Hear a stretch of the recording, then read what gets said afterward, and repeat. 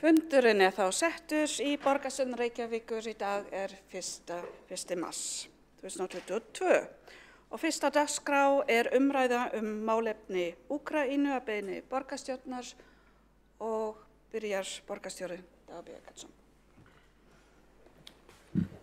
Forseti, ágæta borgarstjórn, við vöknuðum sjálft mörg við það í morgun að lesa fréttir af árás á ráðhúsið í Kharkiv, næststærstu borg Úkraínu. Hugur okkar þar í Kív, höfuðborginni, sem hefur verið mikið af fréttum og sóttir að úr öllum áttum, öðrum borgum, öðrum svæðum innan Úkraínu sem hefur orðið fyrir innrás, sem ólögleg, óverjandi og við hljótum að mótmæla. Hugurinn líka hjá íbúum, borgarbúum í nágrannalöndum sem að horfa til þessa óhugnaðar, hugsi yfir því að eitthvað sem að mörgum fyrir nokkrum vikum var talið óhugsandi sem órökrétt og gríðarlega afdrifaríkt skref skyldi enga síður vera orðið að veruleika eins og raunar ýmsir aðrir spáðu. Eftir stendur að friður rofinn í Evrópu, Reykjavík sem opin alþjóðleg græn friðarborg eins og segir í alþjóðastefnunni hlýtur að taka afstöðu gegn þessum átökum og gegn innrás Pútíns sérstaklega. Kanslari Þýskalands orðaði einmitt þannig að þetta væri innrás Pútíns en ekki almennings í Rússlandi og ég held að þar hafi verið komist rétt að orði. Við finnum öll fyrir vanmætti í þessari stöðu. Við erum herlaus þjóð og stolt af því sem slík, en við sem borg sem höfum tekið á móti flóttafólki tökum væntanlega öll undir ákall að Ísland láti ekki sitt eftir liggja í því að taka við almenningi á flótta frá Úkraínu og annars staðar og Reykjavík mun ekki láta sitt eftir liggja í því. Á föstudaginn tók stjórn Sambands íslenskra sveitarfélaga fyrir ályktunartillögu frá sameiginlegum vettvangi sveitarfélaga og borga í Evrópu þar sem að innrásinni var mótmælt og ég legg áherslu á að borgarstjórn taki undir það alþjóðlega ákall og við munum leggja það mál formlega fyrir í borgarráði á fimmtudaginn. En ég vil þakka forsætisnefnd og öllum flokkum í borgarstjórn fyrir að setja þetta málefni á dagskrá. Það yfirþyrmandi. Ég held að hvíli þungt á okkur öllum og hugurinn hjá þeim sem eru saklaus fórnarlömb í þessum ófriði.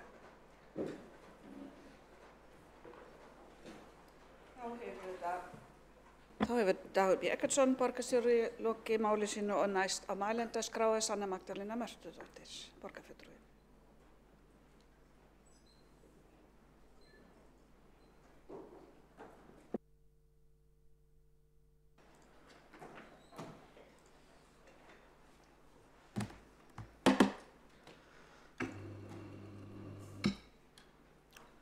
Forseti, borgarstjórn og áheyrendur, ég fordæmi innrás Pútín og herliðs undir hans stjórn inn í Úkraínu. Það átakanlegt að heyra og sjá það sem að eiga sér stað og ég get ekki sett mig í spor þeirra sem að upplifa slíkt. Stríð hefur svo hræðilegar afleiðingar á líf fólks og heilu samfélagin og fjölskyldur. Ég hlustaði nýverið á viðtal við konu sem hafi farið frá Úkraínu. Dóttir hennar varð eftir með pappa sínum og gat ekki farið með mömmu sinni þar sem hún 11 ára stelpan var með COVID. Pappinn var eftir vegna herskyldunar og þau eru að reyna að komast yfir landamærin. Konan heitir Nina Podaraska og friðarsinni í alþjóðadeild kvenna fyrir friði og frelsi eða á ensku Women's International League for Peace and Freedom. Evrópudeildir og hópar innan þessara friðarhreyfingar gáfu út yfirlýsingu í janúar 2022 þar sem kallað var eftir því að undið yrði ofan af átökum í Úkraínu. Friðarhreyfingin sem umræðir elsta alþjóðlega friðarhreyfing kvenna og hún ásamt öðrum samtökum sem byggja á femínískri nálgun og mannréttindum gerðu athugasemdir við það hversu lítil áhersla Evrópa og þjóðir Evrópu hafa lagt á það að stuðla að friðselli, diplómatískri lausn í yfirstandandi vopnuðum átökum í Úkraínu og að þess í stað hafi Evrópa lagt áherslu á hervæðingu. Og konurnar í friðarsamtökunum ekki tilbúnar að samþykkja stríð, viðvarandi hótanir hernaðarleg inngrip og þessa ögrandi orðræðu sem eðlilegt ástand, þar sem það auki á óstöðuleikann sem fyrir var í mjög viðkvæmri stöðu. Og þær líta til sögunar og leggja áherslu á það að sporna verði við stríði og leggja áherslu á friðaruppbyggingu og tala gegn eyðileggingarmætti sem felst í hernaði. Og ég verð að taka undir það sem kemur fram í málflutningi þeirra. Og í viðtalinu sem ég hlustaði á við Nínu, þá greindi hún frá því að henni liði eins og þau, þar að segja Úkraína, hafi verið skilin eftir ein til þess að eiga við ógnina. Annars vegar vegna þess að Rússland réðst á þau og hins vegar vegna þess að vestrænu bandamenn þeirra sé ekki að gera neitt þeim til stuðnings. Henni liði eins og landi hennar, Úkraína, sé orðin vígvöllur fyrir kappgirni allra landana sem sé með markmið að ná sínu fram í þessari baráttu. NATO vilji ná einhverju fram, Rússland vilji ná einhverju fram og heimsvalda þjóðirnar sé núna ráðast á landið, reyna að skipta því þar sem hagur Úkraínu sé ekki hafður að leiðarljósi. Og þegar maður að horfa á hana að tala, þá sér maður hvað þetta átakanlegt. Hún lýsir því að þetta alls ekki kvikmynd sem við erum að horfa upp á, eins og Nína kemst svo vel að orði í viðtalinu. Hér raunverulegt fólk að ræða sem deyr eins og raunverulegt fólk. Börn gráta vegna sprenginga hvar sem þær eiga sér stað. Fólk vill fá að lifa í friði og við þurfum húmanískari nálgun á deilur. Hún segir svo ég vitni í hana með leyfi forseta, Stay human. Það þurfa að halda í mennskuna, það þurfa að stöðva þessa martröð, stöðva stríð og það þurfi diplómatískari nálgun. Það þurfa að vera meira áherslu á mennska þar sem stríð ekki svarið. Mannfallið og tjónið sem stríð valda svo gríðarlegt og við þurfum að gera allt sem í okkar valdi stendur til að stuðla að friði. Og ég tek undir skilaboð sem hafa komið frá friðarhreyfingum, víðs vegar að úr heiminum tafarlaust vopnahlé, áherslu á samningaviðræður og áherslan verið sett á að leitast við að hefja alvöru friðarferli. Að segja nei við stríði og sporna gegn því að NATO stekki, NATO ekki friðarbandalag, það hernaðarbandalag. Friðurinn hlýtur að vera það sem við viljum koma á og tala fyrir. Almenningur, Evrópubúar þau sem munu að finna fyrir afleiðingum þessa stríðs og þess vegna mikilvægt fyrir okkur að stöðva hernaðinn. Við erum að koma á alþjóðlegri friðarhreyfingu sem hefur það markmiði að afvopna alþjóðlega hernaðinn. Við þurfum samstöðu, samvinnu og frið. Þetta það sem ég legg áherslu á í þessari umræðu, segja nei við stríði og lokum tekið fram að miðnefnd samtaka hernaðarandstæðinga hér á landi ályktaði stríðið í Úkraínu og tók meðal annars fram með leyfi forseta að samtök hernaðarandstæðinga vara sérstaklega við öllum hugmyndum að nýta átökin í Úkraínu sem réttlætingu fyrir auknum hernaðarumsvifum annars staðar, svo sem á vegum NATO á norðurslóðum. Og ég tek undir þetta og þá tóku þau einnig fram þennan góða punkt með leyfi forseta. Hernaðurinn nú enn eitt skipbrot þeirra hugmyndafræði að tryggja megi frið og öryggi með vígvæðingu.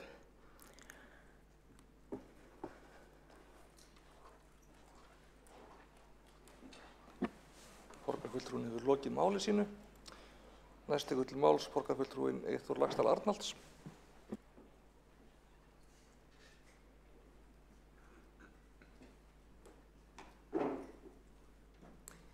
Já, forseti, ágæta borgarstjórn og tilheyrendur. Við vöknum í morgun við fréttir af árásum á Ráðhús. Við erum búin að vakna á hverju morgni við árásir síðustu daga á saklaust fólk. Og ég held að það sé mjög mikilvægt að við áttum okkur á því að þetta ekki bara átök, þetta innrás. Þetta allsherjar innrás inn í land sem ekki var að ráðast á annað ríki.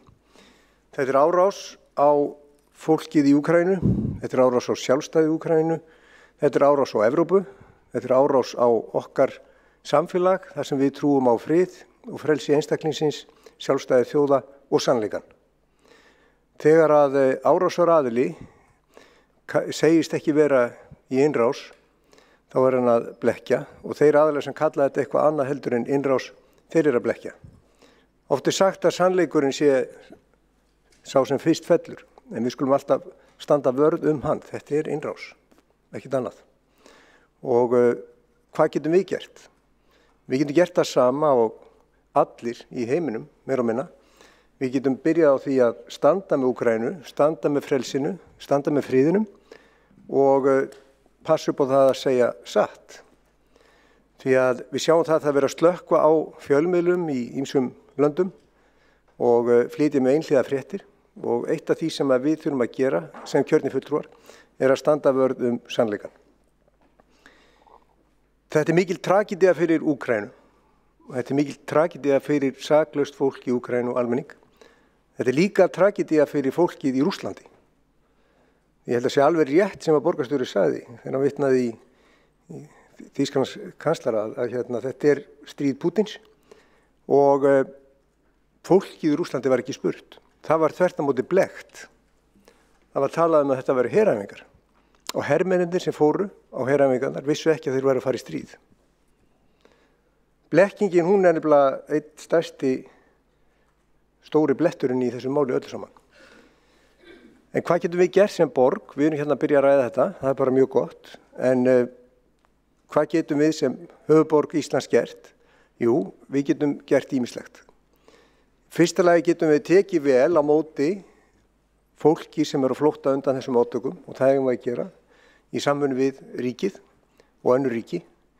Það er gríðarlegur straumur, 30-40.000 manns á hverri stund að koma í gegnum Pólland. Það er yfir 500.000 komin á flótta og talan gæti orðið 4-5 milljónir að guðma auðvitað hvað. Það er fólk að flótta innan Úkraínu, það er fólk að flótta út úr Úkraínu og við vitum ekki nema átökin geti vaxið og þá verður þetta ennþá meiri flóttamanna straumur. Og við þurfum náttúrulega að axla ábyrgð og taka vel á móti. Fólki ekki bara taka á móti því, heldur að taka vel á móti því. Hvað fleira getum við gert? Jú, við getum eðlilega horft til þess hvaða áhrif þetta hefur á heimsmyndin okkar og hvað hefur breyst. Eitt af því sem einkennir þetta stríð er það að það hefur verið að slást orku, gas og þar af leiðandi raforku og Evrópa hefur orðið mjög háð Rússlandi orku. Við erum með mikið af grænni orku hérna á Íslandi en við flytjum inn alveg gríðarlega mikið magn líka af olíu og bensíni. Við erum öll sammála í þessum sal að við viljum fara í orkuskipti og minnka þennan innflutning sem er bæði mengandi og styrkir í raun og veru vígvélar Pútins og fleiri aðila. Hver skipti sem við erum að kaupa olíu og bensín þá er einhver hluti að fara þangað. Það er bara þannig. Hlutdeild Rússlands er mjög stór í olíu og bensínviðskiptum og hefur alltaf verið stór við Ísland. Þannig að Kanada til dæmis ákvaða að hætta að kaupa olíu frá Rússlandi núna í gær og við þurfum að huga því hvernig getum við verið sjálfbær og sjálfstæð í orkuöflun og orkunotkun. Reykjavíkurborg er meirihluta eigandi Orkuveitu Reykjavíkur og ég held við að skoða það hvort við getum ekki nýtt orkuna enn frekar sem er hér í gufunni til þess að flýta fyrir orkuskiptunum og minnka í raun og veru hvað við erum háð olíu og bensíni frá til dæmis Pútín. Því það er ákveðin ábyrgð að vera háð slíkum viðskiptum og það eru fáar þjóðir jafn háðar olíu og bensíni eins og Ísland. Við flytjum inn gríðarlega mikið magn og borgum 10 milljarðar á hverju ári fyrir þetta. Þannig að það er eitt af því sem Reykjavíkurborg getur gert og ég myndi vilja taka upp í stjórn Orkuveitunnar að Orkuveitan skoði hvernig er þetta nýta betur þær auðlindir sem við erum að hætta sig til að flýta fyrir orkuskiptunum. Þannig að við séum með meira framboð af rafmagni hér því að það hefur komið ljós að það hefur verið orkuskortur í landinu og við viljum fara í orkuskipti. Þetta getum við gert sem borg. Nú, við hefum náttúrulega að huga líka því hvar við stöndum sem þjóða meðal þjóða. Við erum í alþjóðlegu samstarfi sem borg og við erum í alþjóðlegu samstarfi sem ríki. Við erum í sterku sambandi við ESB gegnum okkar EES-samning og við erum bæði með sem stofnþjóð NATO og með samningu Bandaríkin og sjáum hvað það er mikilvægt að vera í sterku alþjóðlegu samstarfi.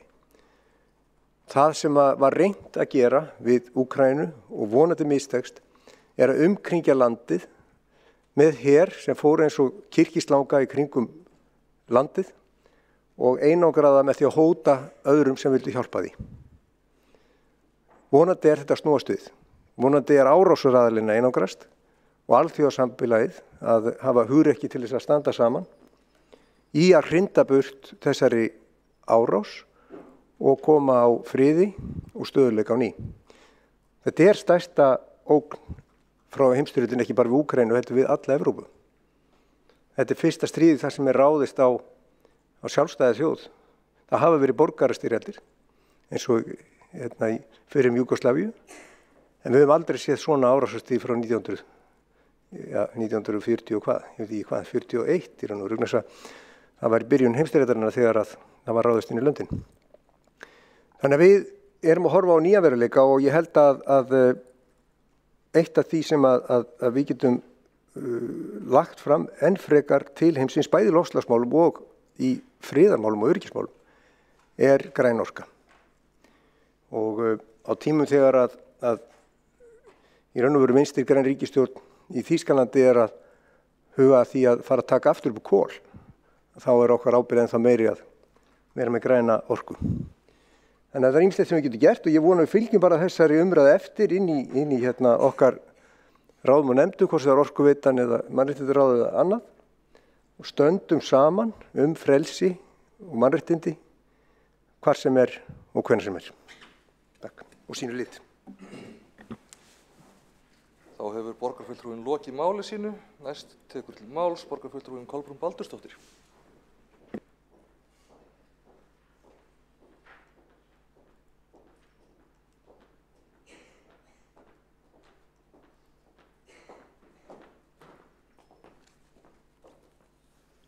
Forseti, ágæta borgarstjórn.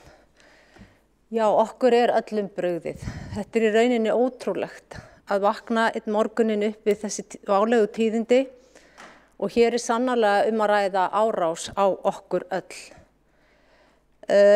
Það er eiginlega ömurlegt til þess að hugsa að það sé hafið stríð í Evrópu og svo stutt frá okkur hér þar sem maður hugsaði alltaf að svona hlutir gerast einhvers staðar kannski í heiminum en ekki í Evrópu.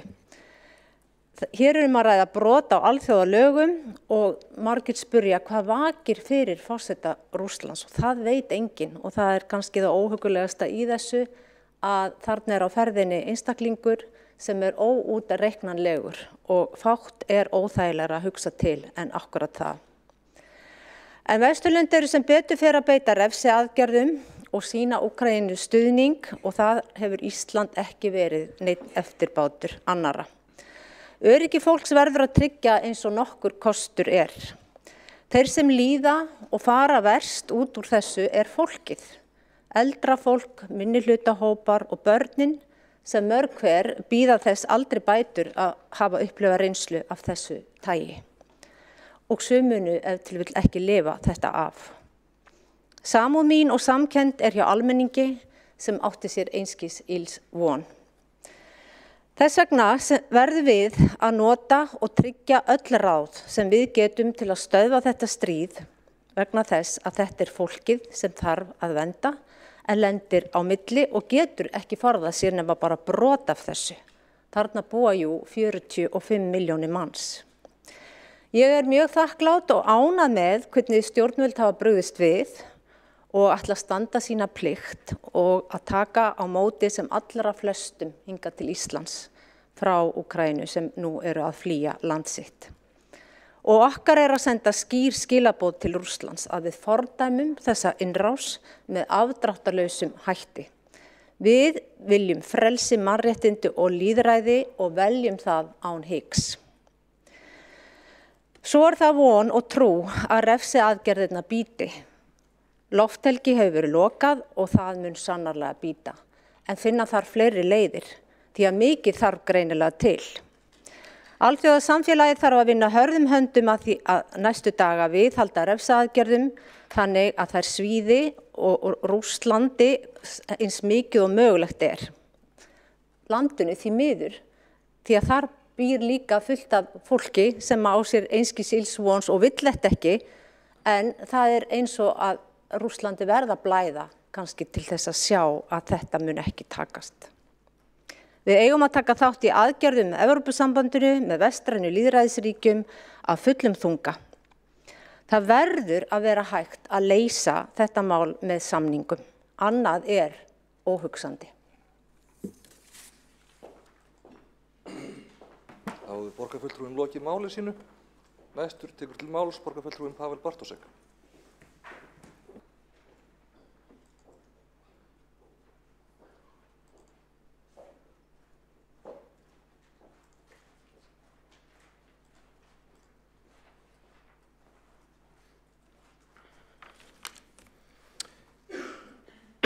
Forseti, hvað heldur þú að þú sért að gera? Sagði úkraínski landamæravörðurinn við mig. Sumarið 1997, þar sem ég enda óvart inn í Úkraínu eftir að tekið ranga beygju á gönguferð minni Bjessatafjöll, 17 ára gamall.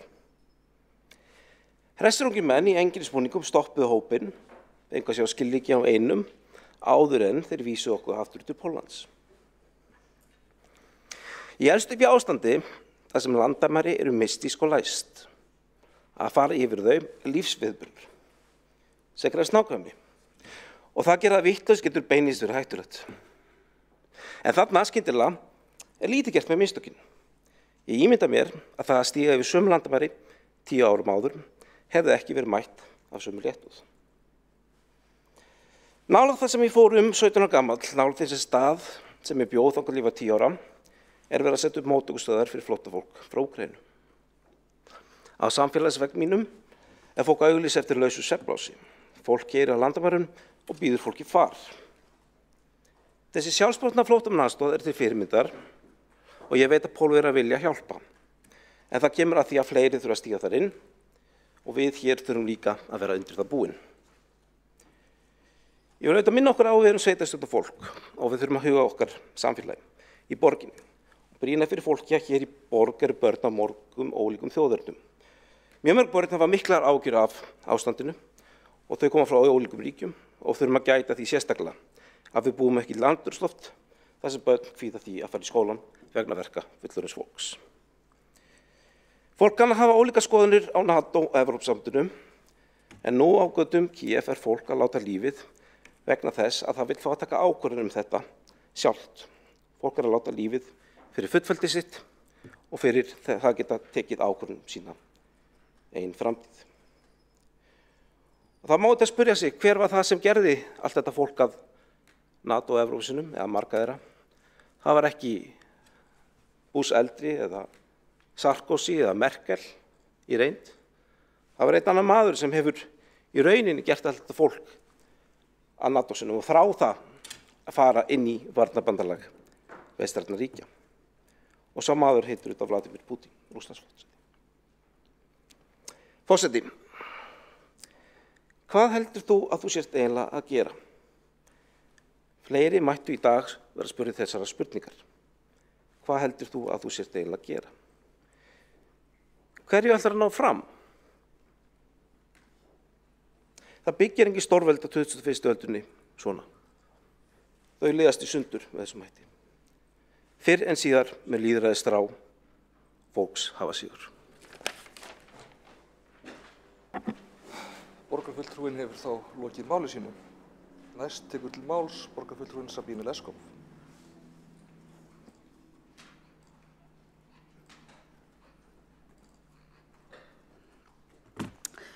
Forseti, falleg orð hafa fallið hér í dag erfitt ástand og grimmdaverk í fjarlægu landi. Við stöndum öll saman í að vera á móti stríði. En kannski er þetta land ekki svo fjarlægt. Það snertir okkur meira en stríði í Sýrlandi vegna þess að það er í Evrópu. Í landi sem var ekki komin alla leið, langt í frá, en samt að reyfast í áttina af vestrænu lýðræði sem við tilheyrum. Það er ekki heldur fjarlægt fyrir þá 106 Reykvíkinga sem eru með úkraínskt vegabréf eða þá tæplega 140 sem eru með rússnesk vegabréf. Það er ekki heldur fjarlægt fyrir mig sem ólst upp þar sem ógnin beið í 30 km fjarlægð. Þar sem við unglinga gerum grín af fólki sem við vissum að var með svona neðanjarðarbyrði heima hjá sér eins og við sjáum núna í sjónvarpsþættum á hverjum degi. En það sem er næst okkur, það sem okkur kemur við, er að þetta er árás á lýðræði sem á sér langan aðdraganda. Árás sem kemur okkur við líka hér í þessum borgarstjórnarsal. 1988 þá trúði ég fast á breytingar sem komu með Gorbatsjov á frelsi, lýðræði og á framtíð Rússlands. Ég skráði mig í rússnesku í háskólanum og á árunum 93 og 94 bjó ég í borginni Kazan með Liam sem er svona mitt á milli í Moskvu og Síberíu. Það var ég vitni að því sem við þurfum að skilja hér í Reykjavík í dag. Kommunismin hafði skilið eftir sér sviðna jörð, alveg eins og í hinn svokallegi raunverulega sósíalismi í Austur-Þýskalandi. Í Rússlandi tók við miskunnarlausasta og brútalsta form kapitalismans og án nokkuð sem kalla mætti breytingastjórnun tók við frelsi í formi ringulreiðar.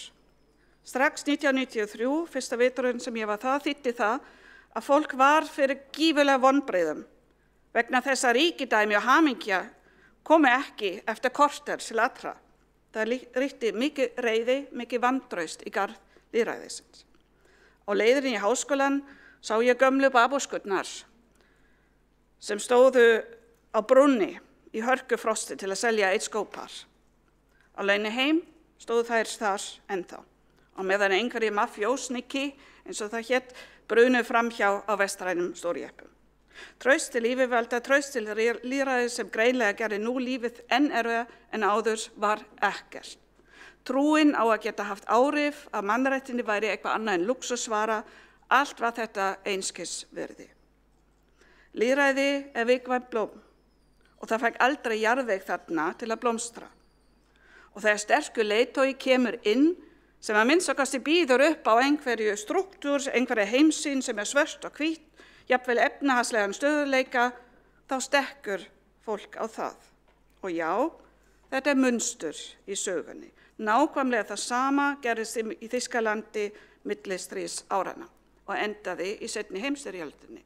Þar sem orðin sem Hitler notaði til að ráðast inn í Tékkland voru nákvæmlega þau sömu og Putin nota núna. En þetta átti ekki að vera aðalega sögustund. Það eru alls konar praktísk mál hér sem þetta skrið kemur okkur við. Við þurfum að undirbúa okkur fyrir að flóttamannamálin muni breytast. Hvaða stuðning veitum við úkraínskum samborgurum hér í borginni? Það er svo margt sem skiptir máli hér. Til dæmis, hvernig útskýrum við þessa hluti fyrir börnum? Það kom mjög falleg yfirlýsing frá kennarasambandi núna sem tók á þessu, en það sem ég saknaði var hvernig höldum við utan úkraínsku börnin? Hvernig höldum við utan börn af rússneskum uppruna í okkar skólum? Það getur verið þung byrði að tilheyra landi sem tengja slíkum glæpum. Það veit ég nú sjálf.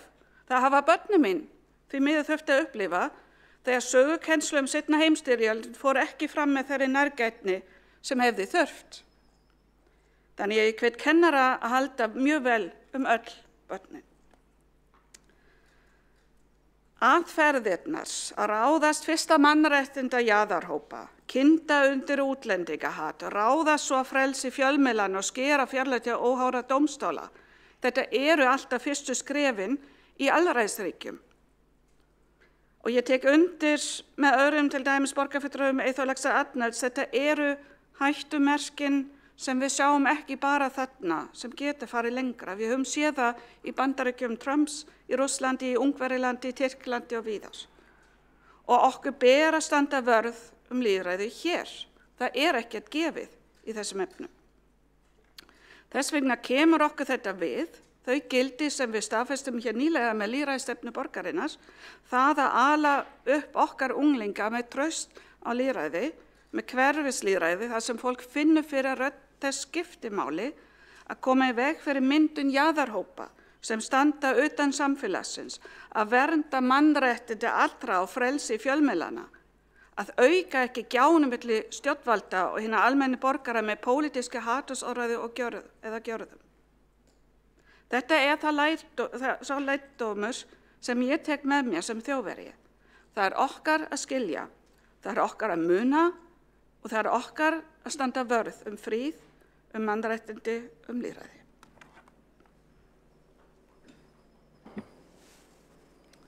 Þá hefur borgarfulltrúinn lokið máli sínu. Næst tekur til máls borgarfulltrúinn Rannveig Ernudóttir.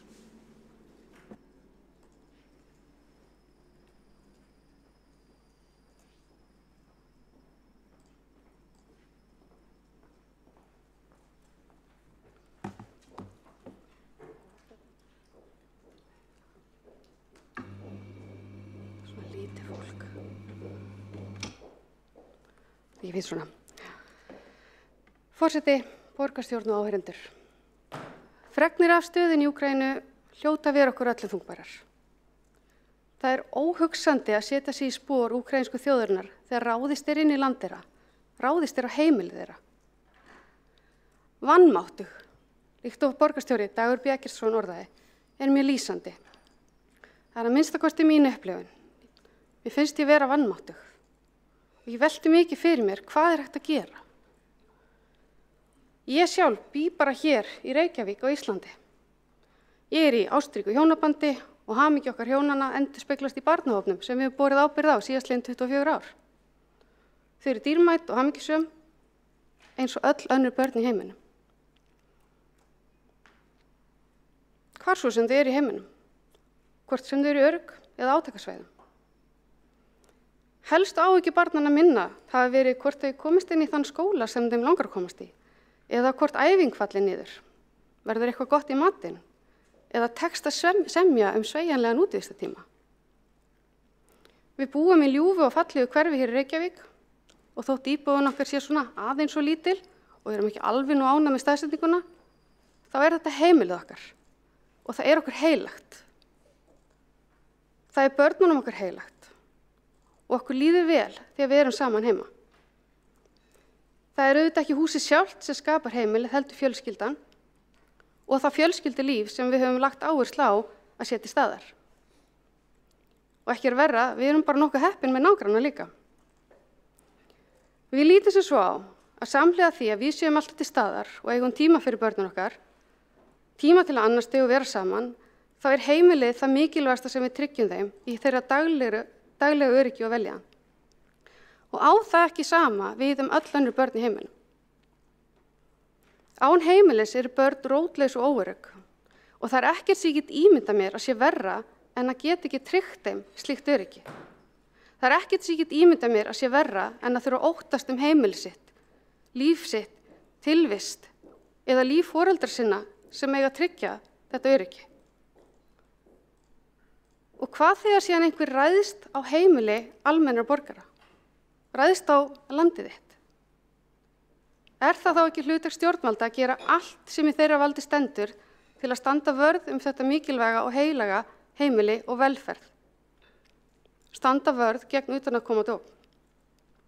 Myndum við ekki öll gera þá sömu kröfu? Myndum við ekki öll verja fjölskyldur okkar og heimili?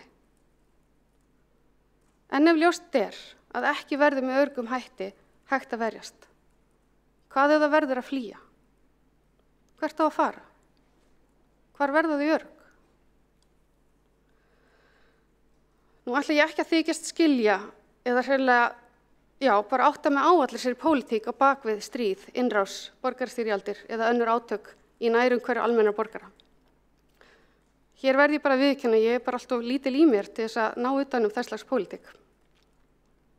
Það bara svo einfalt fyrir mér að beita ekki annað fólk ofbeldi. Og það að ráðast inn í land og að heimili fólks að beita það ofbeldi.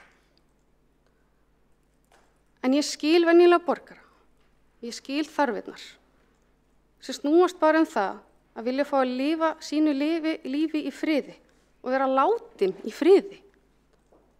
Vilja bara eiga heimili fyrir sig og fjölskyldur sínar, geta sinnt vinnunni, noti frítímans, nærst og hvílst þegar þörf á. Og þetta ekki að biðja mikið. Þetta allt athafnir sem við skilgreinum sem grundvallar mannréttindi. Sama hvar við erum í heiminum. Ég stend með borgurum á átakasvæðum. Ég stend með börnunum, foreldrar þeirra og fjölskyldum.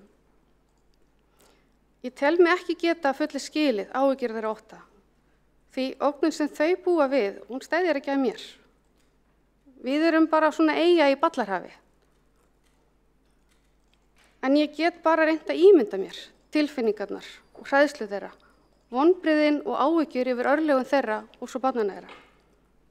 Að óttast að geta ekki vernda börnin sín er verri tilfinning. Í morgun átti ég morgunfúlan son sem vildi ekki fara í skólann sinn, þótt skólinn hans sé öruggur og góður staður.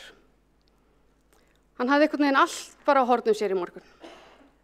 En ég kann glatta hann með því að minna hann á að eftir skóla í dag fara hann í parkúr sem hann elskar og á morgun er öskudagur og stóra systir hans er að hjálpa mömmu hans að búa til búning fyrir hann og þetta verður bara rosa gaman, sko. Þegar ég kem heim í kvöld eftir fundin okkar hér, þannig mun ég geta hýta mér upp salt, kjöt og beinir sem maðurinn minn eldaði fyrir okkur af alúð og fagmennsku. Svo hlamma ég mér örugglega í sófann yfir Netflix með prjónanum mína og skríð svo bara upp í rúm tiltölulega áhyggjulaus. Jú, ég hef auðvitað líka áhyggjur af því hvernig staðan í Úkraínu muni þróast. Því þessi átök eru akkurat óþægilega nálægt okkur Evrópubúum, enda innan álfunnar. Hættumerkin eru víða og þau geta á stuttum tíma snúist bara hreinlega á okkur. Því hlýtur það að vera afar mikilvægt að vinna friði og hlúa svo á fórnarlömbum átakana. Taka hlýlega á móti þeim sem leita skjóls og gefa þeim tækifæri til að skapa heimili upp á nýtt fyrir sig og fjölskyldu sína í friði.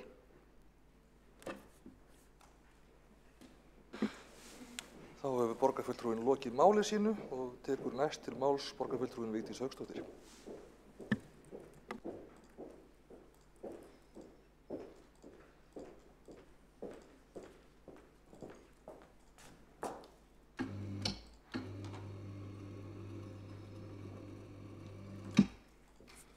Forseta geta borgarstjórn og tilheyrendur.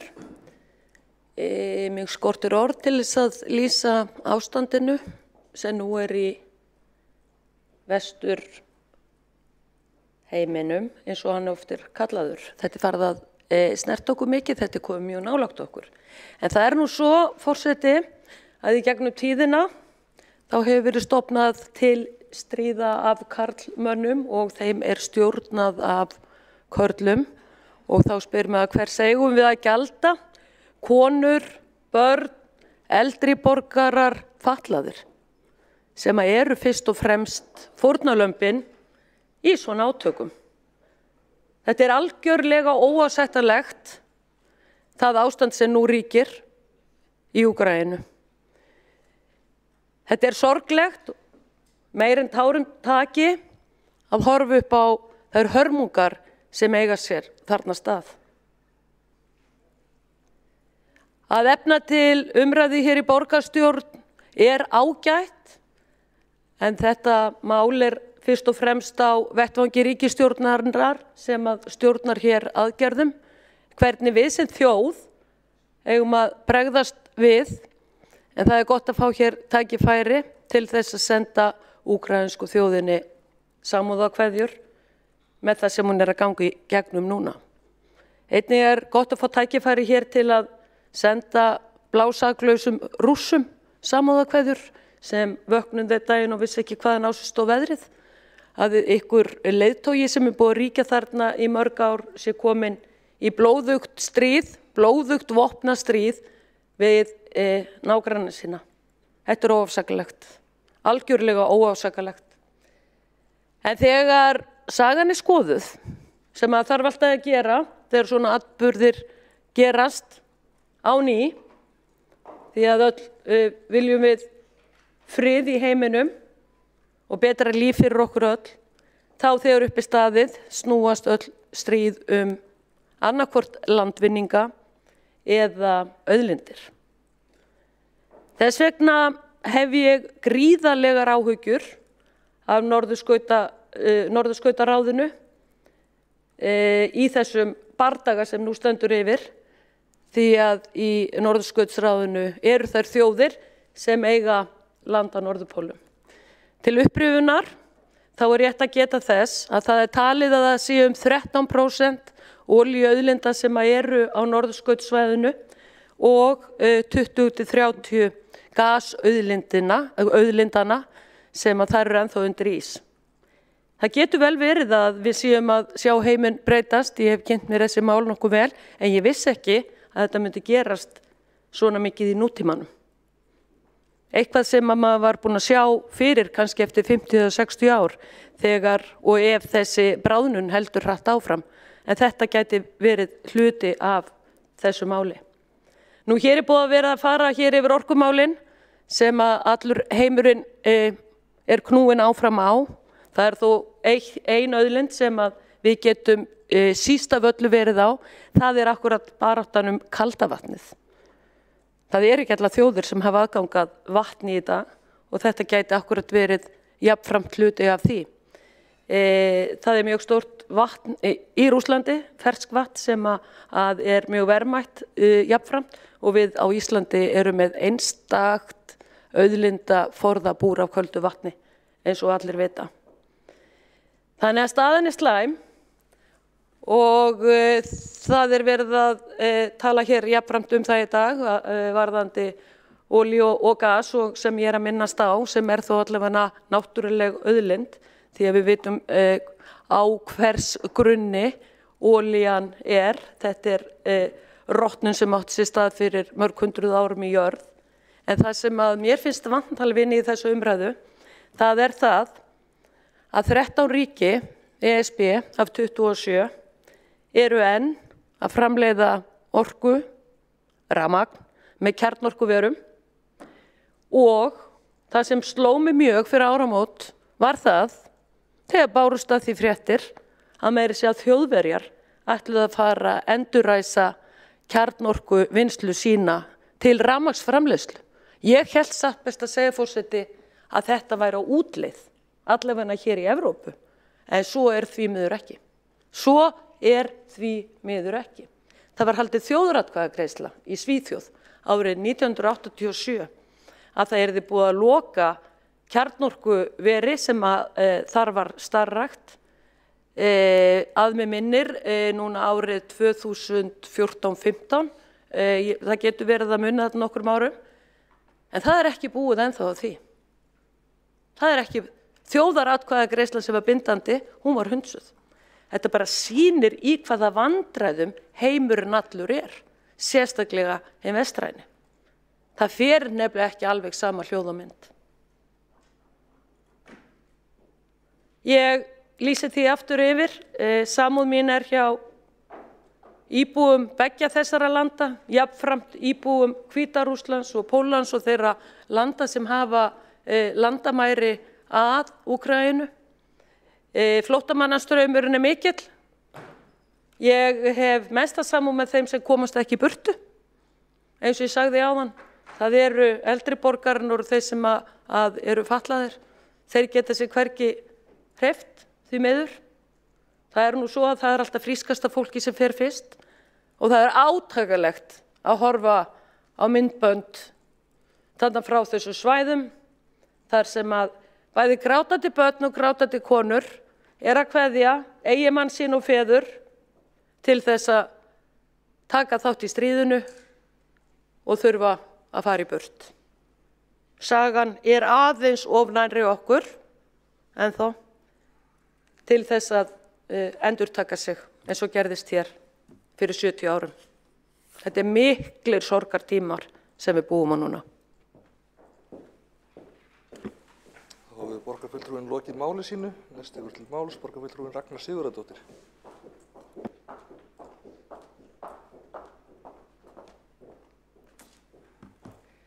Forseti, ágæta borgarstjórn, frá því snemma morguns 24. febrúar hef ég reynt að setja mig í spor jafnaldra minna sem þá voru stödd í Úkraínu og sum hver eru það enn.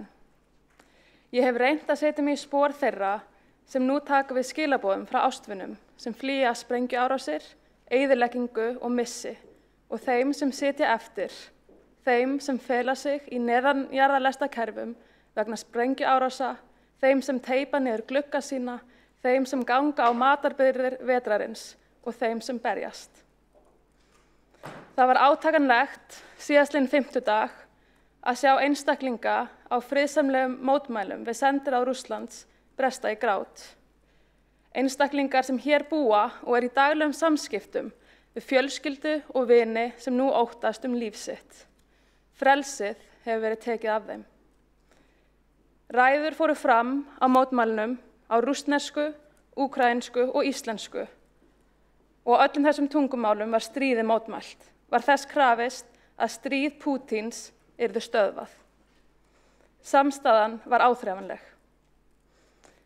Við eigum nefnilega ekkert ef við eigum ekki öryggi og frið. Óttinn umlykur allt. Ég hef reynt að setja mig í spor þeirra sem nú upplifa þetta öryggisleysi, að óttast líf sitt og ástvina sinna, að horfa upp á umhverfi þeirra, heimili og borgir eyðileggjast. En ég get það ekki. Það sem ég get gert er einfaldlega að hlusta. Og það sem við getum gert umfram það hér í borgarstjórn er að lýsa yfir afdráttarlausum stuðningi við úkraínsku þjóðina, beita öllum þeim þrýstingi sem við höfum til þess að stillt sér til friðar og rétta borgurum Úkraínu hjálparhönd. Forseti og ágæta borgarstjórn, síðastliðinn sunnudag sendu ungliðarhreyfingarnar, ungir jafnaðarmenn, samband ungra sjálfstæðismanna, ung Vinstri græn, ungir sósíalistar, samband ungra framsóknarmanna, uppreisn, ungliðarhreyfing Viðreisnar og ungir píratar frá sér sameiginlega yfirlýsingu þar sem við fordæmum árásir Rússlands hers undir stjórn Pútíns í Úkraínu. Í yfirlýsingunni skorum við á stjórnvöld á Íslandi að sýna úkraínsku þjóðinni samstöðu í orði og á borði. Við skorum á stjórnvöld að gera allt sem í þeirra valdi stendur til að stuðla að friði og beita raunverulegum refsiaðgerðum gagnvart valdhöfum í Rússlandi og það verði gert án undanþága. Hreyfingarnar eru jafnframt samstiga nauðsyn þess að við réttum þeim hjálparhönd sem nú flýja stríð og hörmungar og að það sé gert með markvissri og stóraukinni mannúðar- og flóttamannaaðstoð. Ég legg hér með fram þessa áskorun einnig í borgarstjórn og vonast eftir samstöðu innan borgarstjórnar að sýna borgurum Úkraínu stuðning í orði og á borði. Við í borgarstjórn Reykjavíkur eigum að gera allt sem í okkar valdi stendur til að þrýsta á að Rússlandsher láti af ólöglegum árásum sínum og veri reiðubúin í samvinnu við Íslenska ríkið að taka á móti því fólki sem nú flýr stríð og hörmungar. Ég vonast til þess að allir fulltrúar borgarstjórnar Reykjavíkur taki undir.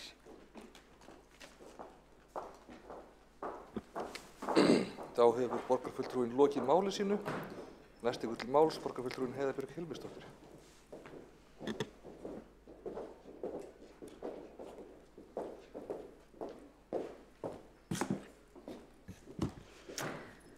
Forseti, ágæta borgarstjórn. Reykjavík er friðarborg og við hljótum því að fordæma harðlega árásir og brot á sjálfstæði og sjálfræði Úkraínu að sjálfsögðu. Þetta er árás á mannréttindi og lýðræði bæði í Úkraínu og í Evrópu. Það er erfitt að taka á eina þessi stríð í Evrópu, eitthvað sem maður vonaði að myndi ekki gerast. En stjórnvöld Rússlands hafa vissulega ákveðið að ráðast inn í annað land og mér finnst gott að heyra það sem hér hefur komið fram að það gerði ekki almenningur í Rússlandi og ég held að það sé mikilvægt að við höldum áfram að hvetja öll þau öfl í Rússlandi sem að vinna gegn þessum stríðsöflum áfram, standa með þeim og muna að þetta er stríð Pútíns og það stríð þarf að stöðva. Við vitum að stríð leysa ekki neitt en þau hafa í för með sér miklar hörmungar fyrir fólk auðvitað fyrst og fremst, en líka fyrir borgir og fyrir ríki. Minn hugur hefur verið hjá fólkinu að sjálfsögðu í Úkraínu síðan að maður heyrði af þessu fjölskyldunum sem að núna splundrast. Feður og jafnvel mæður eru að fara í stríð, einhverjir fara með börnin sem að úr landi. Börn einhverja, frængur og frændur og vinir og ástvinir búa við skelfilegar aðstæður og fólk veit ekki afdrif þeirra. Fólk að flýja landið sitt og heimilið sitt auðvitað hræðilegt. En við vitum líka að fólk á flótta mjög útsett fyrir ýmiss konar ofbeldi.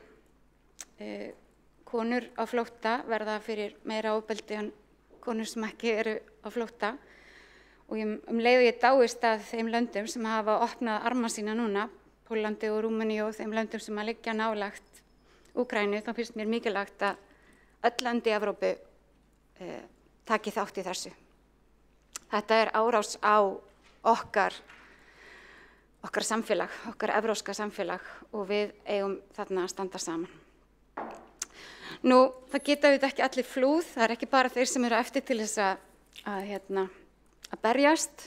Það líka eldra fólk, fólk með fatlanir sem ekki getur flúið, starfsfólk sveitarfélaga sem heldur áfram að mæta í vinnuna, sjá að samfélögin gangi, veita þjónustu eins og hægt með þessu og sveitarstjórnir auðvitað.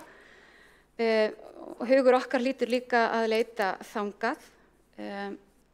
Í Reykjavík býr svo auðvitað fólk bæði frá Úkraínu og Rússlandi. Og ég hef verið í sambandi við vini mína sem eru frá Úkraínu síðustu daga og spurði vinkonu mín í gær hvernig væri með hennar fólk og hún sagði, jú, það allt í lagi í dag. Við vitum auðvitað ekki hvað gerast á morgun. Og þá velti maður fyrir sér á maður að spyrja á hverjum degi, á maður ekki að spyrja. Þetta eiginlega algjörlega ólýsanlegar aðstæður að vera í. En ég upplifi líka að fólk sem ég hef hitt sem frá Rússlandi algjörlega miður sín.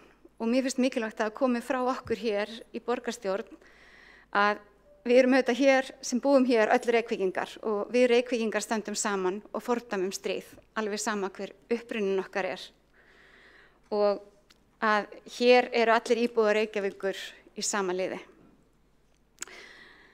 Mér finnst líka gott sem að borgarfulltrúi Eyþór Laxdal Arnalds kom inn á og borgarfulltrúin Sabine Leskop það að vera sérstaklega gagnrýnin á heimildir og hvað maður segir og allar yfirlýsingar því að í svona ástandi þá fer oft á flug alls konar ósannandi og við höfum náttúrulega séð fréttir af því að það mikið verið að búa til af fréttum sem ekki eru sannar.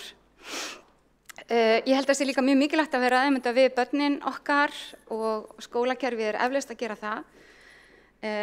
Ég veit ekki með ykkur en ég hef allavega komist við af því að sjá bara fréttir í fréttatímum, að lesa sænsku blöðin og taka þetta inn.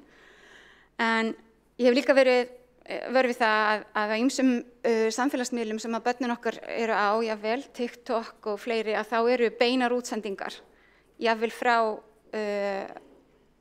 þau eru jafnvel að verða vitni að því að sprengjur eru að springa og þau eru að sjá hluti sem að þau hafa engan þroska til þess að taka inn og ég held að við þurfum einhvern veginn að ræða það opinskátt að auðvitað leið og við skiljum fólkið og það vilja sýna aðstæður sínar, þá getur þetta verið erfitt. Sérstaklega fyrir börn að sjá. Það alveg erfitt fyrir 50 ára konur líka. Við í stjórn sambandsins samþykktum einróma að taka undir yfirlýsingu Evrópsku samtaka sveitarfélaga, CMR, eins og borgarstjóri kom inn á hér í upphafi. Hún gengur einfaldlega út á það að við í sameiningu, allir evrópskir sveitarstjórnarmenn, fordæmum þetta brot á sjálfstæði og sjálfræði í Úkraínu og lýsum bara yfir stuðningi og samstöðu með sveitarfélögum í Úkraínu og þeim sem að þarna búa. Í CMR eru 16 sveitarfélaga sambönd úr 40 löndum og það meðalega frá Úkraínu og ég veit að það var rætt á fundi CMR þarna að sérstaklega horfa til þess hvernig við getum stutt þau sveitarfélög sem að við getum með einhverjum hætti, kannski. Því að það kannski erfitt núna, en þau koma til með að þurfa stuðning þegar þessum hörmungum lýkur vonandi einhvern tímann. Ég því glöð að heyra það að við ætlum að taka þetta fyrir í borgarráði og ég hvet okkur öll bara til þess að taka undir þetta og halda áfram að sýna samstöðu með fólkinu sem á við sárt að binda, þeim sem ráðist á. Það ráðist að þeirra mannréttindum og lýðræði, en það líka verið að ráðast af okkar gildum og ráðist af Evrópu. Og ef við stöndum svona þétt saman, þá mögulega og vonandi takst okkur að stöðva þetta stríð Pútins. Þá hefur Heiða Björk Hilmisdóttir borgarfulltrúi lokið máli sínu og næsta mælendaskrá Alexandra Brím, borgarfulltrúi.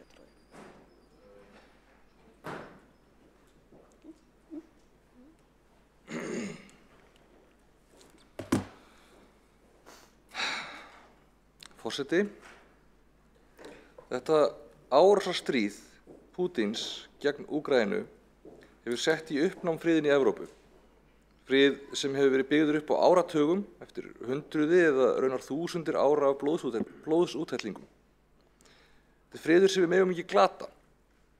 Leiðtogar eins og Pútín sem draga þjóð sína og aðrar inn í hörmungar stríðs, þvert á alla skynsemi og réttsýni, eru ekki hæfir til að fara með vald. En þó að ég taki undir það að við þurfum að gera greinarmun á Rússum og fólki á rússneskum uppruna og ríkisstjórn Pútíns, þá það samt þannig að Rússar bera ábyrgð á því hvaða forystu þau velja sér í ríki sínu. Það á ábyrgð þjóðarinnar að velja sér leiðtoga sem fara með vald af ábyrgð. Herinn sem ræðst nú inn í Úkraínu ekki einkaher Pútíns. Þetta her sambandslýðveldisins Rússlands. Þetta eru synir þeirra og dætur. Refsiaðgerðir heimsins munu bitna á íbúum Rússlands, ekki á Pútín beint. Það þýðir ekki að þær ekki rétt á sér. Það eru það tól sem við höfum og það tól sem við verðum að beita. En já, vissulega Pútín harðstjóri, hann hættulegur. Það hættulegt að mótmæla, það hættulegt að fara gegn stjórn hans. En það sú ábyrgð sem við öll höfum sem íbúar okkar ríkja, að hindra að þau komist á þann stað að við getum ekki lengur sagt stopp og að gera það samt þó svo það sé erfitt eða hættulegt. Ef að keyrt þverbak, ef að farið í aðgerðir sem við getum ekki lengur samþykkt. Ég hvet því íbúa Rússlands til þess að sýna samstöðu og krefja sín yfirvöld að láta af þessu óréttláta stríði. Eins vil ég nefna að hótanir sem Vladimir Pútín hefur látið frá sér fara má ekki túlka með öðrum hætti en svo að hann lýsir sig tilbúinn til að beita kjarnorkuvopnum gegn þeim sem skiptir sér af. Kjarnorkuvopnum. Hann hefur í flimtingum tortímingu alls lífs á jörðinni til þess að fá það sem hann vill. Auðvitað lýsir þessi hótun vissri örvæntingu, vissu úrræðaleysi. Menn eins og hann verða hvað hættulegastir þegar þeir mistekst, þegar þeir upplifa sig gerða að athlægi. Þá sýna þeir veikleika, þá brýna keppinautar innanlands hnífana og þess vegna berja þeir brjóst og tala digurbarkalega afleiðingar af því þeir eru hræddir. Hræddir við að missa völd og í leiðinni lífið. Úkraína sjálfstætt og fullvalda ríki. Þegar Sovétríkin liðuðust í sundur voru þar geymd ótal kjarnavopn. Úkraína skilaði þeim til Rússlands á sínum tíma gegn fullvissu að fullveldi þeirra og sjálfstæði væru virt. Nú í dag heyrist sú lína frá Sergei Lavrov, utanríkisráðherra Rússlands, að árás Rússa á Úkraínu sé meðal annars til þess fallin að koma í veg fyrir að Úkraína komist yfir kjarnavopn. Hafið þið nokkuð tímann heyrt fáránlegri lyga? Það liggur fyrir að Pútín ásælist hafnaraðstöðu við Svartahaf og vill tryggja sér landbrú á Krímskagann sem hann lagði undir sig fyrir nokkrum árum. Það liggur líka fyrir að Rússar upplifa sér ógnað af útþenslu NATO. Valdamenn í Rússlandi líta á það sem ógn við tilveru sína ef nágrannaríki þeirra með landamæri að Rússlandi ganga í bandalagið. Sumir líta á það sem einhvers konar afsökun fyrir framferðið þeirra, en það þvert á móti. Af hverju vilja svona mörg lönd ganga í NATO? Það vegna þess að þeim ógnað af herskáu stórveldi í bakariði sínum og vita að ef þau eru ekki hluti af bandalagi sem getur varið þau, þá sé þeim nauðugur einn kostur að gangast Moskvu á hönd og leyfa stjórnvöldu þar að ráðskast til sína utanríkisstefnu og innanlandsmál. En Rússar eiga engan sjálfstæðan rétt á því að löndin í kringum þá séu hliðhóll og undirgefin. Þessi ríki eiga sinn sjálfsákvörðunarrétt. Þau mega velja sína braut sjálf. Það er ástæða fyrir því að lönd eins og Mexíkó og Kanada sóttu það aldrei neitt sérstaklega fast að fá aðgang í Varsjárbandalagið. Á meðan Rússland er einræðis- eða fáræðisríki sem er ógnað af öllum hugmyndum lýðræði og opið samfélag, er ljóst að þeim valdhöfum mun alltaf vera ógnað af uppgangi hugmyndafræði í sínum bakgarði sem samræmist ekki þeirra vilja. Þeim mun alltaf vera ógnað af nágrannaríkjum sem þeir geta ekki stjórnað. Það er engin afsökun. Það er vandamálið. Rússland er vandamálið.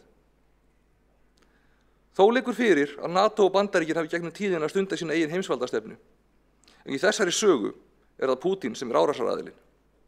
Hér er verið að ráðast á nágrannaríki í þeim tilgangi að innlima landsvæði þess og til að koma fyrir undirgefinni leppstjórn sem kom í stað lýðræðislega kjörinnar ríkisstjórnar. Ég fordæmi þessa árás innilega og af öllum þunga. Ég lýsi samúð og stuðningi í Úkraínubúa og jafnframt minni á að gera greinarmun á Rússum almennt og rússneska ríkinu og hvet íbúa Rússlands til þess að sýna okkur hvar þessi munur liggur og til að krefjast friðar og réttlætis. Rússneska herskip farið til helvítis. Þá hefur Alexandra Brím borgarfulltrúi lokið máli sínu og næstur á mælendaskrá er Skúli Helgason borgarfulltrúi. Það er þögn í salnum, takk.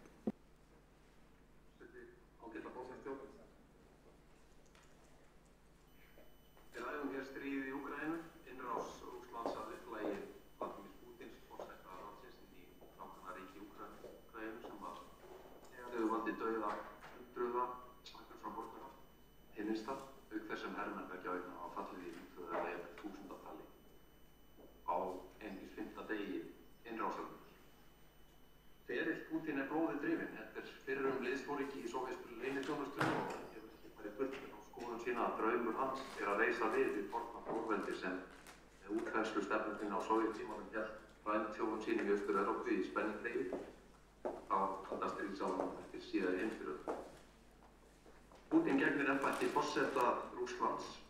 Hann var kjörinn af forminu til lýðræðislegum kosningum en ferill hans og hugmyndafræði á ekkert skylt við lýðræði og það af síður mannréttindi. Mannréttindabrót hans og glæpir gagnvart pólitískum andstæðingum, gagnvart samkynhneigðum, gagnvart transfólki, gagnvart saklausum borgurum, hvort sem er í Chechníu, Georgíu, á Krímskaga eða nú í Úkraínu, vitna einstakling sem svífst einskis til þess að ná markmiðum sínum og eina leiðin til að stöðva hann er með afdráttarlausum og hnitmiðuðum aðgerðum alþjóðasamfélagsins sem stendur saman gegn ofríki og ofbeldi þessa manns. Fjölmiðlar hafa kallað innrásina í Úkraínu mestu stríðsátök í Evrópu frá lokum seinna stríðs og vissulega er hér að ræða dæmalausa innrás Evrópuríkis gegn nágrannaríki sem við höfum ekki séð í álfunni í 80 ár. Við höfum séð styrjaldarátök í miðri Evrópu á okkar tíð. Það eru ekki nema 30 ár síðan að Bosníustríðið braust út þar sem áður var sambandstyrking í Júgóslavíu. Fyrrum bræður og frændur bárust á banaspjótum í heil 3 ár með hrikalegum mannfalli sem talið er að hafi kostað 100.000 manns lífi. Þá horfði alþjóðasamfélagið allt of lengi á úrræðalaust og án inngripa þar til NATO tók loks að skarið í sínu fyrstu hernaðaraðgerð árið 1995. Það hefur því verið ánægilegt mitt í þessum hrikalegu atburðum að sjá að í þetta sinn eru viðbrögð alþjóðasamfélagsins markviss, fumlaus og afgerandi og samstaðan er mikil að sýna rússneskum stjórnvöldum að glæpsamri innrás og ofbeldi gagnvart fullvalda þjóð og saklausum borgurum verði mætt af fullri hörku með aðgerðum sem að hafa lamandi áhrif á efnahagskeið Rússlands. Við Íslendingar erum friðsöm þjóð. Við njótum þeirra sérstöðu að vera herlaus þjóð í fárra í heiminum. Við eigum að taka fullan þátt í því alþjóðlega bandalagi sem myndast hefur á dögum. Við getum gert það með því að fordæma innrásina eins og við hljótum að gera hér í dag. Með því að rétta úkraínsku þjóðinni hjálparhund á hvern þann hátt sem við getum. Þar með talið með því að taka á móti flóttamönnum sem vilja koma hingað til lands.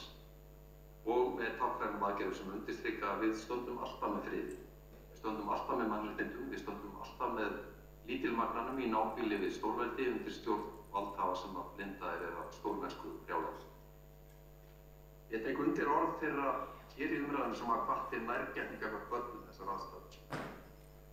En ég vil líka segja að ég hef áhyggjur af orðræðu sem að ég heyri bæði með að lungra sem valdina, barna og fullorðnum sem telja eina leiðin til að mæta ofbeldi einræðisherra af þessu tagi sé með sambærilegu ofbeldi. Það er ekki leiðin þó hún virðist einföldust við fyrstu sýn og hún mun einungis viðhalda þeirri stríðsmenningu sem að markað hefur blóði drifna sögu hins byggðarinnar málsins. Við höfum alltaf að tala fyrir friði, jafnt í samskiptum barna og ungmenna sem fullorðinna sem og samskiptum þjóða um allan heim. Ég fordæmi innrás rússneskra stjórnvalda í Úkraínu og ég brýn okkur öll að gera það, taka fullan þátt í samstöðu alþjóðasamfélagsins gegn innrásar Pútíns. Takk fyrir. Þá hefur borgarfulltrúinn lokið máli sínu. Næst tekur til máls borgarfulltrúinn Ellen Jacqueline Kalman.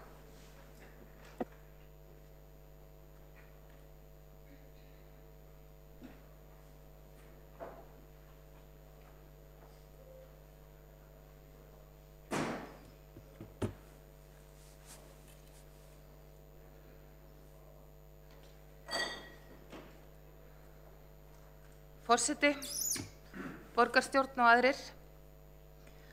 Hann var kallaður Refurinn, hann var góður skíðamaður, skaust á milli á fremstu víglínu til að kanna hversu nærri óvinaherinn var kominn. Refurinn var hann kallaður þar sem hann var snöggur að ferðast og auðvelt með að fela sig. Hann hét Arne Jakobsen, norðmaður og þetta var seinni heimsstyrjöldin. Hann var afi minn. Vaninn var að ef hermenn gengu fram á lík óvina þá tæmdu þeir alla vasa og tóku muni sem gátu nýst þeim eða hægt var að selja. Arne gekk fram á látinn liðsmann úr óvina her, tæmdi vasa hans og fann þær eigur vinar síns, Kjell. Þannig vissi hann að Kjell, hans besti vinur, hafði fallið. Afi kom til Íslands á stríðsárunum þar sem hann hafði það atvinnu undir stríðslok að flytja vistir. Hann var hressatýpan, tók úr sér tennurnar og geflaði sig, gekk á höndunum með sundlaga bakkann til þess að sýna sig og fá fólk til að hlæja. Hann hélt í gleðina og gantaðist til að reyna að halda geðinu á réttu róli. Það tókst ekki alltaf. Hann vaknaði iðulega nætur, óandi, æjandi, hrópandi og stundum grátandi. Hann beið stríðsins aldrei bætur og átti margar dimmar nætur. Og þetta varð hún litla ég vörfið þegar ég gisti hjá ömmu og afa í Fellsmúlanum. Afa leið aldrei fullkomlega vel. Við andlát ömmu þá tæmdu við persónulegar eigur þeirra ömmu og afa í Fellsmúlanum og þar fundum við ýmsar stríðsminjar sem tengdust óvinaherum. Eflaust muni sem afi hafði haft með sér af látnum liðsmönnum óvina. Ég gat ekki leynt því að mér læddist óhugur við þessa tiltekt. Þetta er stutt síðan. Og ég vil lesa það áföll erfist að þau festist við genamengið okkar og taugakerfið. Það er svo stutt síðan síðari heimsstyrjöldin geisaði og tengist einhver okkar hér inni með einum eða öðrum hætti. Síðan þá hafa vissulega geisað mörg stríð og geisa enn víða veröld. Því þetta snertir við okkur mörgum og lifir eflaust í genamengjum einhverja. En í dag erum við að ræða þetta tiltekna stríð, innrás Rússa í Úkraínu. Við eigum að geta lært af sögunni og lagt áherslu á að koma fólki sem allra fyrst í burtu frá stríði, að bjarga fólki, til að koma í veg fyrir frekari áföll, til að reyna að sporna við langvarandi áfallastreitu og tryggja að fólk hafi möguleika á ná bata og styrk til að byggja upp líf sitt að nýju. Þannig að áföllin fylgi ekki kynslóðum framtíðarinnar. Þannig að börn Úkraínu eigi sér framtíð og fái tækifæri til að vaxa og dafna sem sterkir einstaklingar sem hafa kjark og þor til að byggja upp landið að nýju þegar færi gefst. Að búa lengi við stríðsástand eða taka þátt í stríði hefur áhrif á einstaklingin lífið út.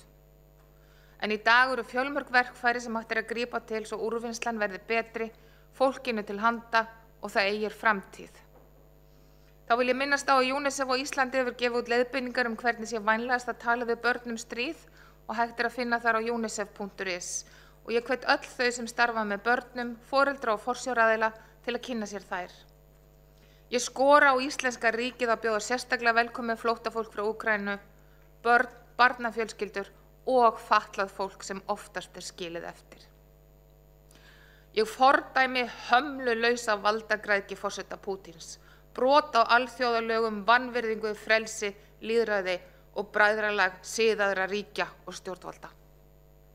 en fyrst og fremst fordæmi ég miskunnarlaus morð á óbreyttum borgurum og hugur minn hjá þeim sem hafa misst og óttast að missa sína nánustu.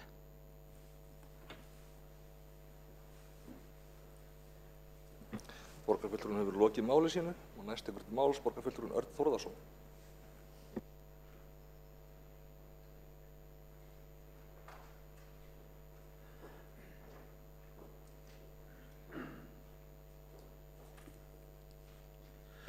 Forseti, ágæta borgarstjórn, við erum því að þakka fyrir að þetta má sem setja dagskrá. Það er full ástæða til þess að við ræðum það hér í þessum sal. Þessi ömurlegi atburður stendur okkur talsvert nær heldur en við höfum að venjast því flest okkar ef ekki öll þekkjum persónulega fólk frá Úkraínu. Þannig að þannig er þetta okkur ennþá nær og þess að hreyfir meira við okkur. Og það er ágætt að við séum komin hér og ég ætla að segja það strax að ég tek undir með þessari ályktun sem að borgarfulltrúi Ragna Sigurðardóttir nefndi að unglingahreyfingar stjórnmálaflokkana hefðu staðið saman að. Ég ætla líka að taka undir orð þeirra sem að hér hafa komið upp og fordæmt þessa innrás. En það eru önnur orð sem að snerta mig meira. Það eru önnur orð sem að hreyfa við mér meira heldur en þessu orð sem í þessum fordæmingum og þessum ályktun sem hér hafa verið nefndar.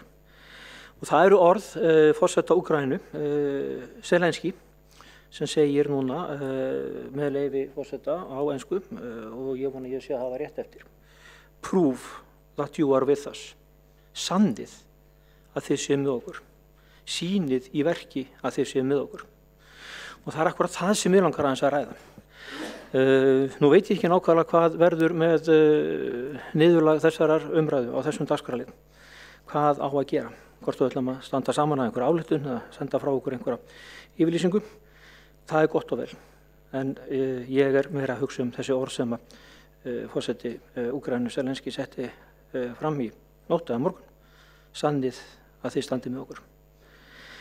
Við þurfum auðvitað að bregðast við með einhverjum hætti. Mér langar líka til að bæta það við að það skiptir máli að mín samúð með fólki í Úkraínu, hermönnum sem þar að berjast og hún sömuleiðis með rússneskum hermönnum sem eru sendir inn á óvinasvæði í þeirri von eins og hefur komið fram í fjölmiðlum að þarna yrði þeim fagnað sem hjálpandi hönd. Það er ekki. Ég líka hef samúð með rússneskum almenningi sem þarf að fara að taka á sig efnahagssþvinganir og þessa niðurlægingu sem að vera partur af þessum ógnaratburði. En það er þessi orð, sannið að þið standið með okkur, prove that you are with us, sem að sitja í mér. Og þá fer maður auðvitað að hugsa hvað það sem við getum gert meira heldur en bara það að senda frá okkur orð á móti. Og ég skal viðurkenna það að ég veit ekki nákvæmlega hvernig og hvað við getum gert. En það rífast upp fyrir mér, vonandi öllum öðrum, að við Íslendingar höfum ágætist reynslu að takast á við áföll af þessu tagi. Sem betur fer, ekki stríði við óvinaheri heldur stríði við óblíð náttúruöfl. Og þegar það hefur gerst, þá höfum við fundið úrræði til að koma fólki hratt og örugglega í skjól. Og það er akkurat það sem ég ætla að leiða svolítið umræðan að. Hvernig getum við brugðist við? Og ég þekki það utan á landi að víða er þar að finna ágætis aðstöðu til þess að taka á móti fólki hratt og örugglega. Þar standa sveitarfélögin sína plikt og þar stendur ríkið, almannavarnir sína plikt og þar standa frjáls félagasamtök sína plikt í samvinnu. Rauði krossinn, Hjálparhæðserinn og fleiri stofnanir sem Hjálparstofnun kirkjunnar, svo einhverja séu nefndar.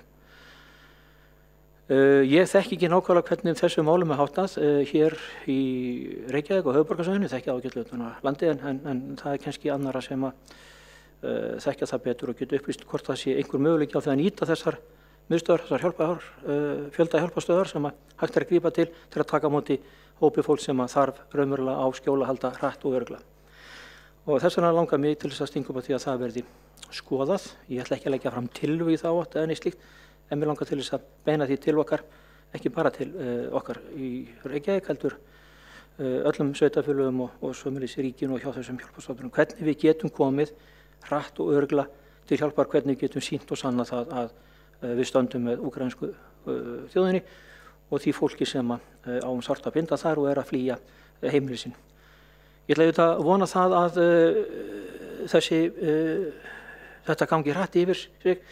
Við erum að sjá það að friðarviðræður eru farnar af stað, það er lofa svo sem ekki góðu, en auðvitað er það vonandi að það verði komið á fljótlega friði, varanlegu friði og viðvarandi friði og auðvitað sendum við góða strauma hérna á þessum sal, allavega á mínu hjarta, inn í þessar viðræður því að þessi innrás er árás á vestræn gildi, lýðræði, frelsi og frið, það sem við viljum standa vörðum. Og ég vona að við getum ekki bara fordæmt þetta og komið með ályktun, heldur við viljum líka lýsa því yfir að við séum tilbúin til þess að vera hluti af einhvers konar lausn, skjótari lausn, koma fólki í skjól sem þarf á skjóla að halda, að við finnum úrræði sem að til þarf og við gerum það í samstarfi og við sönnum það eins og forseti Úkraínu óskaði eftir, sönnum það í verki, að við stöndum með þeim og sönnum það að við viljum rétta þeim hjálparhönd. Takk. Þá hefur borgarfulltrúinn lokið máli sínu. Næst tekur til máls borgarfulltrúinn Ólafur K. Guðmundsson.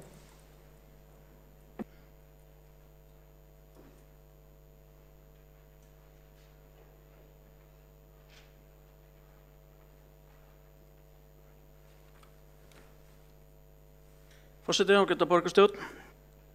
Já, við erum að ræða hér atburði og ég vil nú bara játa það að ég átti ekki von á því að ég þetta einhvern tímann að koma upp á svona stað eins og borgarstjórn Reykjavík til þess að ræða svona atburði. Maður trúir þessu bara ekki að þetta sé að gerast. En sagan, eins og hefur komið fram hérna áður, hún er bæði mannkynssagan og meira að segja okkar saga. Er saga ofbeldis á einhvern hátt og stríða. Það er ekki voðalega langt síðan var barist á Íslandi og við erum með örnefni hér sem að tengjast stríði. Meira að segja það sem að faðir minn fæddist og bjó fyrst á árina, þar er Orrustuhóll og þar eru grafir sem að hann vildi aldrei segja neinum hverjir væru grafnir. Hann var einn af fáum sem vissi það. Þarna voru Íslendingar sem höfðu verið að berjast og voru heigðir þarna.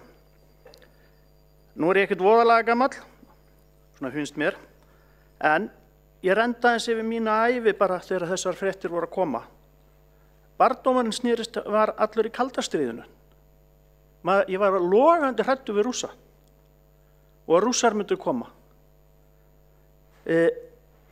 Og það er ekki svo langt síðan að hörðustu átökin hér á Austurvelli, innanlands átök okkar, áttu sér stað 1949 og 51 í tengslu við inngöngu Íslands í NATO, sem að við núna hrósum fyrir það að hafa haldið og átt aðild að friðinum sem að við þráum öll svo mikið allan þennan tíma. Þannig að þó að við höfum barist hér á Austurvelli út af inngöngu í NATO innbyrðis, þá reyndist það að vera rétt ákvörðun þegar upp er staðið. En ég nefndi áðan að maður var hræddur við Rússa. Og ég gleym ekki tilfinningunni sem var eitthvað í kringu 1990 þegar ég var með fjölskyldun á bíl í Þýskalandi og við ákváðum það þegar kommunisminn var að falla að kíkja austur fyrir Jafntjald og fara í smá bíltúr og koma í austurþýskt þorp. Þetta var meiri háttar viðburður fyrir mann að stíga fæti þarna inn fyrir. En forlegin er nú þannig að 1998 var ég sendur til þess að dæma í motorsporti í Tékklandi. Og það var til þess að ég var mikið í Tékklandi eftir það. Ég elskaði staðinn. Og við fórum þarna vítt og breitt. En ég var varaði við því þegar ég fór upp í Súdetahéruðin af einmitt Tékkum sem að þurftu að eiga við bæði Hitler og síðan Stalin og alla þá í gegnum kalda stríðið, að þegar þú kemur upp í fjöllin á landamörum Póllands í Tékklandi ekki tala stríðið. Vegna þess að það er ekki búið. Og maður trúði því eiginlega ekki að þetta var svona, en þarna höfðu heilu þorpin verið myrt, þvers og kruss, þýskumælandi, tékkneskir, sem hefndaratburði í tengslum við stríðið. Og alltaf komu fleiri og fleiri viðburðir sem sýndi manni það að þetta var bara venjulegt fólk. 99 var ég fenginn til að dæma í rally í Rúmeníu á landamærum Úkraínu og fullt af keppendunum voru úkraínskir. Fullt af starfsfólkinu sem var í kringum keppnina voru úkraínskir. Og agalega forvitin að fá að vita hvernig svona okkur þessum vestrænum litist á þetta vegna þess að ég var bara annar tveggja vestrænna sem var að starfa við þetta rally. Voru báðir dómarasendir annar frá Spáni og heim frá Íslandi. Og þeir voru svo stoltir að þeir vildu vita þarna nóttin eftir keppnina, þá voru okkur náttúrulega haldið upp á vodka framöndur öllu, hvernig okkur hefur litist á. Og þarna var mér boðið að fara og horfa á rally úr lofti í rússneskri herþyrlu með úkraínskum flugmönnum. Þannig að þetta var hægt og maður bara, nei vá, ég er í rússneskri herþyrlu að leika mér með úkrænumönnum og rúmennum. Þetta er æðislegt, þetta er búið. Þetta er kalda stríð. Þannig að maður leið ofboðslega vel og mest var ég stoltur þegar ég kom til Moskvu 2009. Þá var boðaður fundur sem ég held ég hafi sagt ykkur frá áður, vegna þess að Ísland er aðili að því sem út úr því kom, sem var áratugur aðgerða í umferðaröryggismálum. Og fyrsti fundurinn sem samþykkti þetta var í Moskvu. Og ég gleymi heldur ekki tilfinningun að labba Rauðatorgið bara innan venjulegt fólk. Allt æðislegt. Nú er Moskva lokuð. Við komumst ekki þangað. Þannig að það er með ólíkindum að þetta skulle vera að gerast á okkar tímum. En ég vil bara sýna úkraínsku þjóðinni og sammála því sem hér er sagt. Við erum að sýna þeim allan okkar samúð, allan okkar stuðning, taka vel á móti því fólki sem hingað vill leita og aðstoða þá eins og forseti Rússlands var að kalla eftir í orði og á borði. Og maður sá bara í fréttum áðan að það eru íslenska flugvélar að fljúga með einhverja hjálpargögn og ég veit ekki hvort það er hergögn líka eða hvað það er, en menn er að taka þátt í þessu eins vel og þeir geta. Þannig ég fordæmi þessi innrás og óska friðar fyrir úkraínumenn og heiminn allan og við þurfum ekki að rifja upp svona ævi þó mín ár sé ekki númer 65 að það þurfa að vera að ganga í gegnum þetta aftur og aftur. Hættum þessu.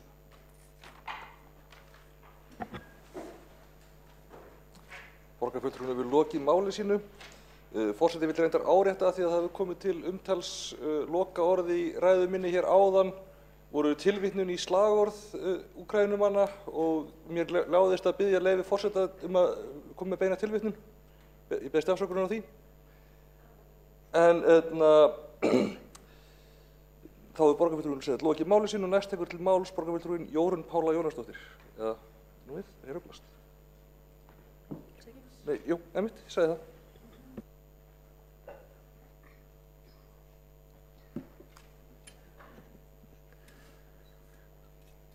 Forseti, borgarstjórn, við ræðum hér málefni Úkraínu í kjölfar innrásar frá Rússlandi sem hyggjast nema landsvæði í Úkraínu með valdi og virða þar með alþjóðlega vettugi.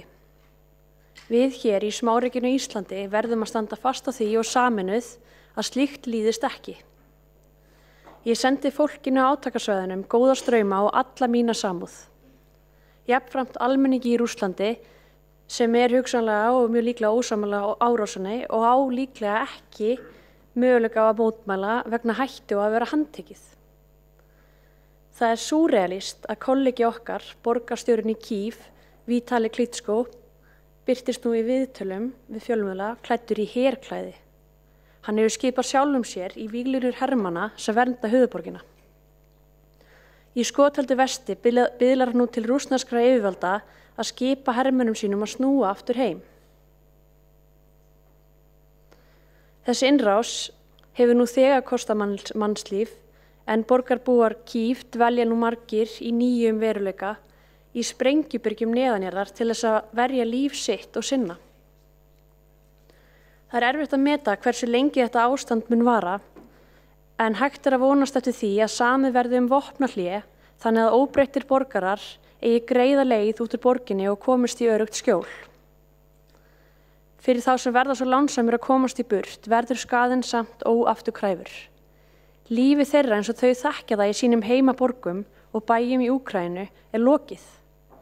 Atriði sem fá kannski ekki mikla athygli í stóra samhenginu eins og vinir og fjölskylda á svæðinu, gæludýrin og bara menningin á staðnum. En fyrir hverja mannesku eru þetta aðalatriðin. Innviðir í Úkraínu hafa einnig beðið mikið tjón. Meðal annars hafa orðið skemmdir á internettengingu sem lýðræðistæki, bæði vegna innrásarinnar og vegna netárása. Ef ég að reyna að hugsa upp eitthvað sem við getum gert til þess að styðja Úkraínu, þá gæti þetta verið eitthvað. Mikilvægt að Úkraína fái stuðning til þess að vernda þessa innviði og viðhalda sínum lýðræðislegu innviðum. En mín lokaorð hér eru, tökum vel á móti fólkinu sem mun koma hingað vegna þessara aðstæðna. Það eitthvað sem við getum gert og höfum í huga úr hvers konar hörmungum þau að koma. Takk.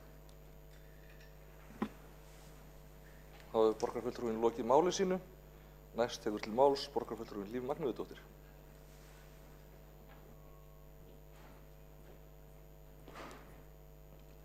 Forseti, ágæta borgarstjórn, ég tek undir þessa ályktun sem við ætlum að senda frá okkur hér í dag. Og ég tek undir það sem hér hefur verið mælt í þessum sal einnig. Og ég ætla ekki að þykjast vera sérfræðingur í því að stilla til friðar í heiminum, en mér langar líka að undirstrika það sem við búum við og það sem við þurfum sannarlega að ráða niðurlögum á. Og það helvítis feðraveldið og kapitalisminn.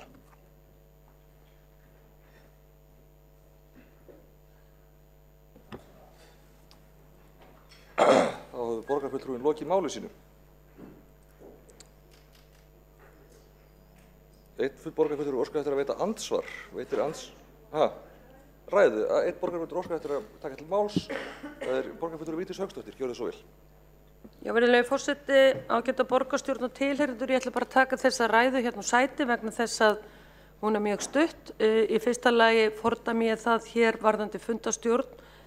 Forseta, það er búið að segja hér mjög ljótt blótorð hér tvisvar í dag, en forseti borgarstjórnar hefur nú útskýrt að þetta var tilvitnun sem að glemdist að vitna í, en síðasti ræðumaður því miður var ekki með slíkt og borgarfulltrúi Líf Magnúðardóttir ekki áminnt slíkt, annað sem nú gerst hér í ræðustól, greinilega ekki sama hver er. Ég ætla að taka undir þessa ályktun sem er búið að senda okkur hér borgarfulltrúum og ætla að lesa hér úr bókun mína í málinu. Með leyfi forseta hljóðar hún svo: Engum hefði órað fyrir því að stríð myndi brjótast út í vestrænum heimi árið 2022. Lýst yfir miklum áhyggjum á ástandinu í Úkraínu. Skorað á ríkisstjórn Íslands að koma því áleiðis við alþjóðasamfélagið að leiða fram vopnahlé þegar í stað og semji framhaldinu frið á átakasvæðinu. Þá hefur borgarfulltrúinn lokið máli sínu. Forseta hefur borist ályktun sem verður nú lögð fyrir borgarstjórn. Ályktunartillaga. Og hljómar hún svo: Borgarstjórn Reykjavíkur fordæmir harðlega innrás sambandslýðveldisins Rússlands í Úkraínu og lýsir samstöðu og stuðningi við fólkið í Úkraínu. Borgarstjórn skorar á ríkisstjórn Rússlands að draga hersveiti sína tilbaka og lýsir yfir vopnahléi þegar í stað. Innrásin í Úkraínu er ólögleg og ómannúðleg og með henni er friður í Evrópu rofinn. Borgarstjórn lýsir samstöðu með Kíev, Kharkiv, Kherson og öðrum úkraínskum borgum og landsvæðum innan landsins öðrum landsvæðum sem nú liggja undir árásum. Jafnframt lýsir borgarstjórn samstöðu með íbúum sem neyðast til þess að flýja heimili sín eða berjast varnarbaráttu við ofurefli. Eins og segir í Alþjóðasendur Reykjavíkur er Reykjavík græn, opin og alþjóðlega sinnuð friðarborg sem hefur að leiðarljósi grunngildi lýðræðis, mannréttinda og sjálfbærrar þróunar og innrás sem þessi gengur gegn öllum þeim gildum. Borgarstjórn Reykjavíkur hvetur ríkisstjórn Íslands og stjórnir vinaríkja til að taka á móti flóttafólki og veita allan þann stuðning sem þarf til að hjálpa úkraínsku þjóðinni að komast í gegnum þessar hörmungar. Reykjavíkurborg mun ekki láta sitt eftir liggja í þeim efnum og lýsir sig tilbúna til að taka á móti fólki á flótta. Með yfirlýsingu þessari tekur borgarstjórn undir yfirlýsingu Evrópusamtaka sveitarfélaga þar sem innrásin er fordæmd. Hefur einn fulltrúi óskað eftir að taka til máls þessa tillögu? Eða hvað? Er það spurning? Hver er spurningin? Ég mér okkur bara að spyrja hver samdi þetta?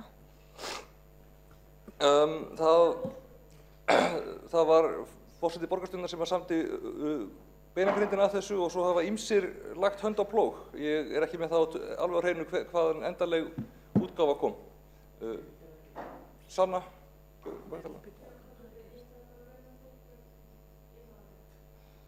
Verður ekki með, við erum núna að kjósa núna er til umræðu ályktunartillaga og við kjósum hana, svo getur fólk farið að lesa bókanir þegar áðurinn fyrir næsta lið. Já, þetta til að kjósum, þetta ályktunartillaga sem lögð fyrir borgarstjórn. Nei, það ályktun. Já, ok, þetta ályktunartillaga. Við getum tekið stutt fundarhlé ef þið vilja aðeins íhuga málið. Þá legg ég til að við tökum 10 mínútna fundarhlé. Okay.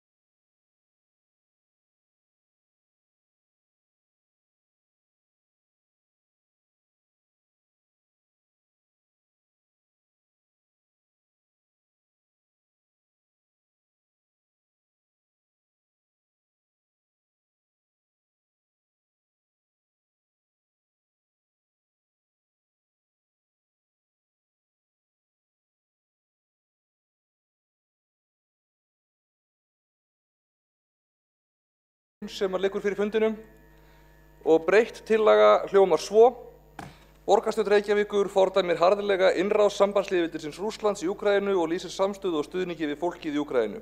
Borgarstjórn skorar á ríkisstjórn Rússlands að draga hersveitir sínar til baka og lýsa yfir vopnahléi og koma friði þegar í stað. Innrásin í Úkraínu er ólögleg og ómannúðleg og með henni er friður í Evrópu rofinn.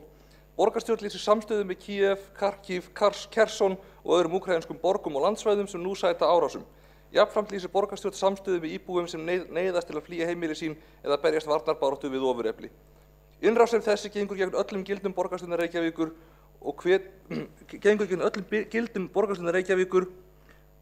og hvetjum við því ríkisstjórn Íslands og stjórnir vinaríkja til að taka á móti vinafólki og veita allan þann stuðning sem þarf til að hjálpa úkraínsku þjóðinni og komast í gegnum þessar hörmungar.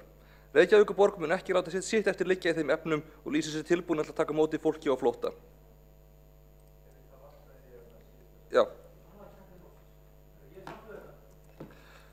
Þá er þessi breytingartillaga borin fram. Eina sem að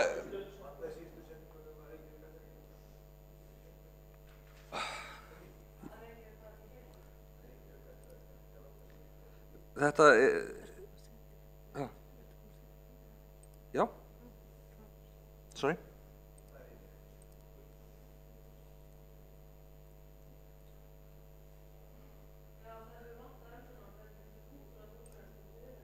Afsakið.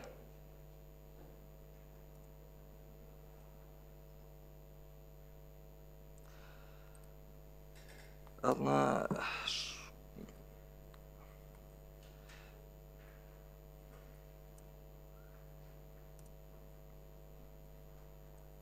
ég verð að senda þetta svona, ég hef ekki tíma til að setja alla borgarfulltrúa, þið deilið þessu með ykkar fólki. Breytingartillaga liggur fyrir fundinum. Hvetja alla borgarfulltrúa núna til þess að kveikja á míkrófónum og myndavélum og vera tilbúin til þess að greiða atkvæði. Já. Hverju?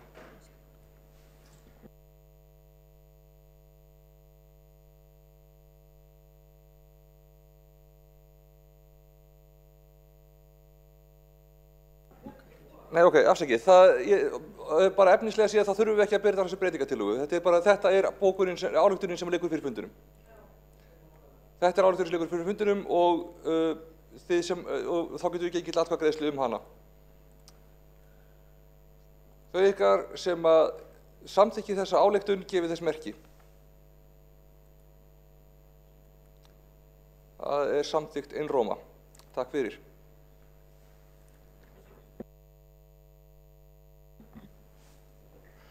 Þá skulum við taka 5 mínútna fundarhlé.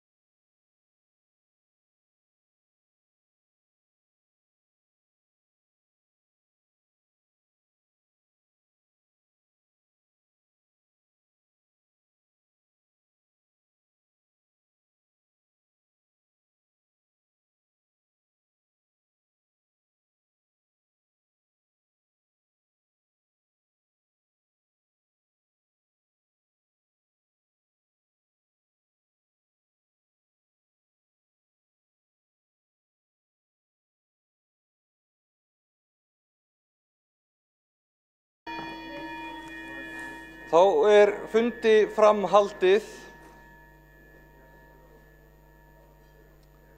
Afsakið, fundi framhaldið í borgarstjórn Reykjavíkur og borist hefur ósk frá umræðuhefjanda að máli númer 2 tillögu borgarfulltrúa Sjálfstæðisflokksins sveigjanleg skólaskír verði frestað til næsta fundar. Það telst að skoðast samþykkt ef enginn hreyfir andmælum. Því málið þá frestað. Afsakið, einn fulltrúi óskaði eftir að taka til máls það Vigdís Hauksdóttir borgarfulltrúi, gjörðu svo vel. Forseti tekir til máls undir fundarstjórn forseta. Svo virðist vera að það hafi náðst samkomulag það að fresta öllum málum á dagskránni. Þess vegna óþarfi að bera hvert mál upp fyrir sig, heldur á forseti að gangi það tafarlaust núna að lýsa því yfir að öllum málum á dagskránni sé frestað og það verði tekið fyrir á næsta fundi. Sú tillaga tekið til greina, það rétt metið hjá fulltrúanum. Þar sem, afsakið, einn fulltrúi óskaði eftir að taka til máls, Marta Guðjónsdóttir. Já, forseti ágæta borgarstjórn, mér finnst rétt að bera máli rétt upp. Borgarstjórn að sameinast í ljósi þessara hræðilegu tíðinda í Úkraínu að fella öll mál af dagskrá, að það komi skýrt fram þannig að tilheyrendur séu upplýstir ástæðu þess að málið sé frestað hér í dag. Satt og rétt. Þá það lagt fyrir borgarstjórn að öllum málum 2 til 7 verði frestað og verði tekin fyrir á næsta fundi borgarstjórnar. Mál sem varðar kosningar í ráð og afgreiðslur fundargerða verða engu að síður afgreidd, en þá það lagt til að í ljósi stöðunar og í ljósi bara hvað þetta stóra mál í Úkraínu hefur legið þungt á okkur öllum og erfitt í rauninni að einbeita sér að öðrum málum, þá liggur sú tillaga fyrir fundinum að öllum umræðum sé frestað og skoðast það samþykkt ef enginn hreyfir andmælum. Einn fulltrúi óskaði eftir að taka til máls það, Kolbrún Baldursdóttir. Forseti ágæta borgarstjórn, ég vil að horfa hérna á liði 9 og 10. Við erum ekki að fresta þeim liðum, það? Nei. En ef þeim ekki fresta þá hef ég sendt inn bókanir undir báðum liðum og ég fá að halda þeim inni. Takk fyrir það. Vigdís Hauksdóttir, gjörðu svo vel. Já, forseti, á ný. Það var ákveðið hér á oddvitafundi áðan að stöðva fund og falla frá öllum málum á dagskrá fundarins. Það hafa oft skapast miklar umræður undir fundagerðum sem eru hér í dagskrálið 9 og 10. Ætlar þá forseti að taka áhættu á því að hleypa þeim málum á dagskrá miðað við samkomulagið sem var samþykkt vegna ástandsins í heiminum að halda áfram með fundi þrátt fyrir það að allir hefur verið sammála það að taka öll mál út af dagskrá. Það skilningur forseta að túlka samkomulagið með þeim hætti? Afsakið, það var skilningur forseta að það væru málin sem það eru afgreiðslur í fundargerðum sem þarf að klára. Ef það eindregin ósk að þeim sé frestað einnig þá má skoða það. Nei, afsakið, það má ekki skoða það, skilst mér. En já, þá þessum liðum frestað og göngum við til 8. liðar, en það kosning í velferðarráð. Og biðið þá alla að vera með á nótunum, fylgjast með, kveikja myndavélum.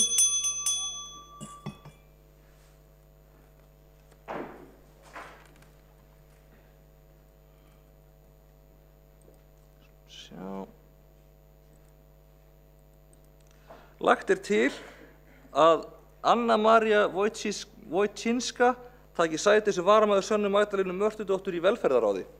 Þau eitthvað sem eru því samþykkt gefið þess merki. Það samþykkt. Og göngum við þá til næsta liðar. Það 9. liður fundargerð borgarráðs frá 24. febrúar og þar þarf að samþykkja einn lið sérstaklega sem 8. liður og það viðaukar við fjárhagsáætlun. Óskað hefur verið eftir að einn liður þar sé tekin út fyrir sviga. Skulum sjá. Hvaða liður var það? Þá tekin út fyrir sviga 3. liður í lið 8 sem hækkun á árgjaldi á samtökum sveitarfélaga á höfuðborgarsvæðinu. Þeir fulltrúar sem eru þeim lið samþykkir gefið þess merki.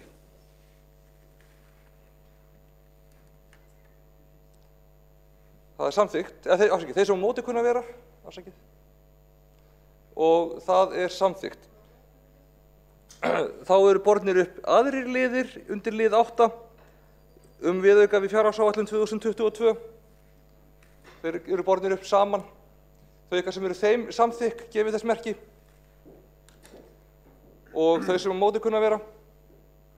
Þeir eru samþykktir og göngum við þá, og er þá þessi liður búinn, göngum við þá til 10. liðar á dagskrá. Það eru fundargerð forsætisnefndar frá 25. febrúar, fundargerð mannréttinda, nýsköpunar og lýðræðisráðs frá 10. febrúar, fundargerð menningar, íþrótta og tómstundaráðs frá 14. febrúar, fundargerð skipulags- og samgönguráðs frá 23. febrúar, fundargerð skóla- og frístundaráðs frá 22. febrúar, fundargerð umhverfis- og heilbrigðisráðs frá 16. febrúar og fundargerð velferðarráðs frá 16. febrúar. Það hefur engin óskað eftir að taka til máls undir þessum liðum. Þá förum við í lestur bókana. Hverjir telja sig eftir að lesa bókanir? Gjörðu svo vel, Kolbrún Baldursdóttir, fyrir Flokk fólksins. Já, ágætu borgarstjórn, ég er með bókun hérna við leið 8 viðaukar. Hún er svona: meirihlutinn samþykki hér hækkun á árgjaldi hjá samtökum sveitarfélaga á höfuðborgarsvæðinu, SSH. Aðalfundur SSH var haldinn 12. nóvember 2021. Þar var samþykkt að árgjaldið yrði hækkað í 139 kr. á hvern íbúa úr 116 kr. Þetta er nærri 20% hækkun, langt umfram verðbólgu. Hvaða hag hafa borgarbúar af þessu, spyr fulltrúi Flokks fólksins. Hún er einn aðili á 6 en borgar langmest. Kemur ekki til greina að taka tillit til stærðarhagkvæmni eins og er gert þegar að framlög til borgarna eru ákvörðuð. Vegna stærðarhagkvæmni myndi þá hver borgarbúi greiða minna en aðrir. Eiga hins sveitarfélögin að ákveða að borgarbúar greiði háar fjárhæðir í enn ólýðræðisleg samtök, að þessu sinni SSH. Þetta er að vísu ekki formlegt byggðasamlag en hefur einkenni þess. Nágrannasveitarfélögin geta ekki tekið ákvörðun eins og þeim sýnist að borgarbúar borgi brúsann. En að sama skapi hefur Reykjavík hlutfallslega lítið vægi þegar stórar ákvarðanir eru teknar og minnihlutafulltrúar sveitarfélagana hafa ekkert vægi í þessum samtökum. Þeim er aldrei boðið að borðinu þar sem gerðir eru samningar og teknar ákvarðanir sem snerta borgarbúa. Og liður 10, þetta er bókun við liði 9 í fundargerð skóla- og frístundaráðs átt að vera, frá 22. janúar. Öryrkjabandalag Íslands og lögmaður 4 fatlaðra barna stigu fram 2021 með þá kröfu að einstaklingsmiða þurfi þjónustuna að börnunum. Fyrirspurn Flokks fólksins var hvernig skóla- og frístundasvið hygðist bregðast við ásökunum sem fram voru bornar að börnin fá ekki þörfum sínu mætt í skólanum. Í svari segir að fyrirspurnin sé ekki svarað þar sem erindi sem vitnað er í liggi ekki fyrir. Svarið er að öðru leyti vísanir í ákvæði grunnskólalaga, svo sem tilvitnun að allir nemendur grunnskóla eigi rétt á kennslu við hæfi í viðeigandi húsnæði sem tekur mið af þörfum þeirra og almenni vellíðan, tilvitnun lýkur. En þar liggur einmitt hundurinn grafinn. Það fá nefnilega ekki allir nemendur í grunnskólum borgarna kennslu við hæfi eins og þau eiga rétt á samkvæmt 1. málsgrein 13. grein laga grunnskóla nr. 91/2008. Skóli án aðgreiningar, innan gæsalappa er ekki skóli án aðgreiningar nema nafni til. Því talsvert vantar talsvert þarf upp á til að hann sé í stakk búinn að mæta þörfum allra barna. Í grunnskóla borgarna er börnum mismunað vegna fötlunar sinnar. Nú bíða 1804 börn eftir þjónustu skólaþjónustu grunnskólana og má ætla í þeim hópi séu fjölmörg börn með sérþarfir. Rúmlega 1000 börn bíða eftir sálfræðiþjónustu. Þá er borgarfulltrúinn lokið við að lesa bókanir. Eða fleiri eftir að lesa bókanir? Við vorum bara að senda bókun fyrir 1 og ég eftir að lesa hana. Gjörðu svo vel, Eyþór Laxdal Arnalds, borgarfulltrúi, les bókun fyrir Sjálfstæðisflokkinn. Já, það er bókun vegna 1. liðar. Borgarfulltrúar Sjálfstæðisflokksins fordæmi innrás Rússlands í Úkraínu, enda er hún á engan hátt réttlætanleg. Sjálfstæðisflokkurinn telur Reykjavík og borg þurfa að gera sitt til að taka vel á móti fólki á flótta frá Úkraínu, en Sameinuðu þjóðirnar telja að nú sé yfir 500.000 Úkraínumanna á flótta undan stríðsátökum í landinu. Þá mun fulltrúar Sjálfstæðisflokks í stjórn Orkuveitunnar leggja til á næsta fundi hennar að kannaðir verði til hlítar til möguleikar að nýta gufuafl til frekari raforkuframleiðslu, enda er öllum ljóst eftir atburði síðustu daga að nauðsynlegt er að tryggja orkuöryggi Íslands. Innflutningur á eldsneyti í formi olíu og bensíns er feikilega mikill og ljóst að nú er enn brýnna en áður að flýta orkuskiptum á Íslandi eins og kostur er. Það er skoðun Sjálfstæðisflokksins í borgarstjórn Reykjavíkur að borginni beri að bregðast við og flýta orkuskiptum eins og unnt er. Afsakið, þá les bókun fyrir... Jú, þá les bókun Flokks fólksins Kolbrún Baldursdóttir. Fyrst ágætu borgarstjórn, ég hlýt að hafa misskilið þetta eitthvað áðan. Ég held að við værum í rauninni að vera að sameinast þessa ályktun í stað bókana, en ok. Borgarfulltrúi Flokks fólksins finnst ömurlegt til þess að hugsa að það skuli vera hafið stríð í Evrópu, innrás Rússa í Úkraínu er brot á alþjóðalögum. Vesturlönd eru sem betur fer að beita refsiaðgerðum og sýna Úkraínu stuðning. Þar hefur Ísland ekki verið eftirbátur annarra. Öryggi fólks verður að tryggja eins og nokkur kostur er. Þeir sem líða og fara vest út úr þessur fólki, eldra fólk, minnihlutahóp og börnin sem mörg hver bíða þess aldrei bætur á upplifa reynslu af þessu tagi og öll munu þau ekki lifa þetta af. Samúð mín og samkennd er hjá almenningi sem átti sig einskis ills von. Stjórnvöld á Íslandi ætla að standa sína plikt og taka á móti fólki frá Úkraínu. Við erum að senda skýr skilaboð til Rússlands, við fordæmum þessa árás með afdráttarlausum hætti og vonum að refsi aðgerðir bíti. Við eigum að taka þátt í aðgerðum með Evrópusambandinu með vestrænu lýðræðisríkjum af fullum þunga. Það verður að vera hægt að leysa þetta mál með öðrum hætti en stríðsrekstri, annað er óhugsandi. Það var ekki afsakið. Sanna Magdalena Mörtudóttir lesta bókunum fyrir Sósíalistaflokk Íslands. Þetta er undir lið 1. Fulltrúi sósíalista fordæmir harðlega árás Rússlandsstjórnarinnar í Úkraínu. Friður verður að komast á. Saman verður alþjóðasamfélagið að vinna því að tryggja frið og vinna gegn hervæðingu og stríði. Borgir og þjóðir verða að standa með almenningi í Úkraínu og sýna þeim samstöðu til að mynda með því að taka á móti fólki sem flýr hörmulegar aðstæður. Við þurfum að vera vakandi gagnvart því að neikvæð fordómafull orðræða fá ekki að þrífast í garð almenning sem hér á í hlut sem er með rússneskan og úkraínskan uppruna. Fordómar og útlendingaandúð má ekki fá að grassera og við þurfum að vera tilbúin að mæta því ef slíkt kemur upp á, til dæmis í skólasamfélaginu hér. Þá reiknast forseta til að allar bókanir hafi verið lesnar og er þá fundi slitið. Þakka öllum sem að hlýddu.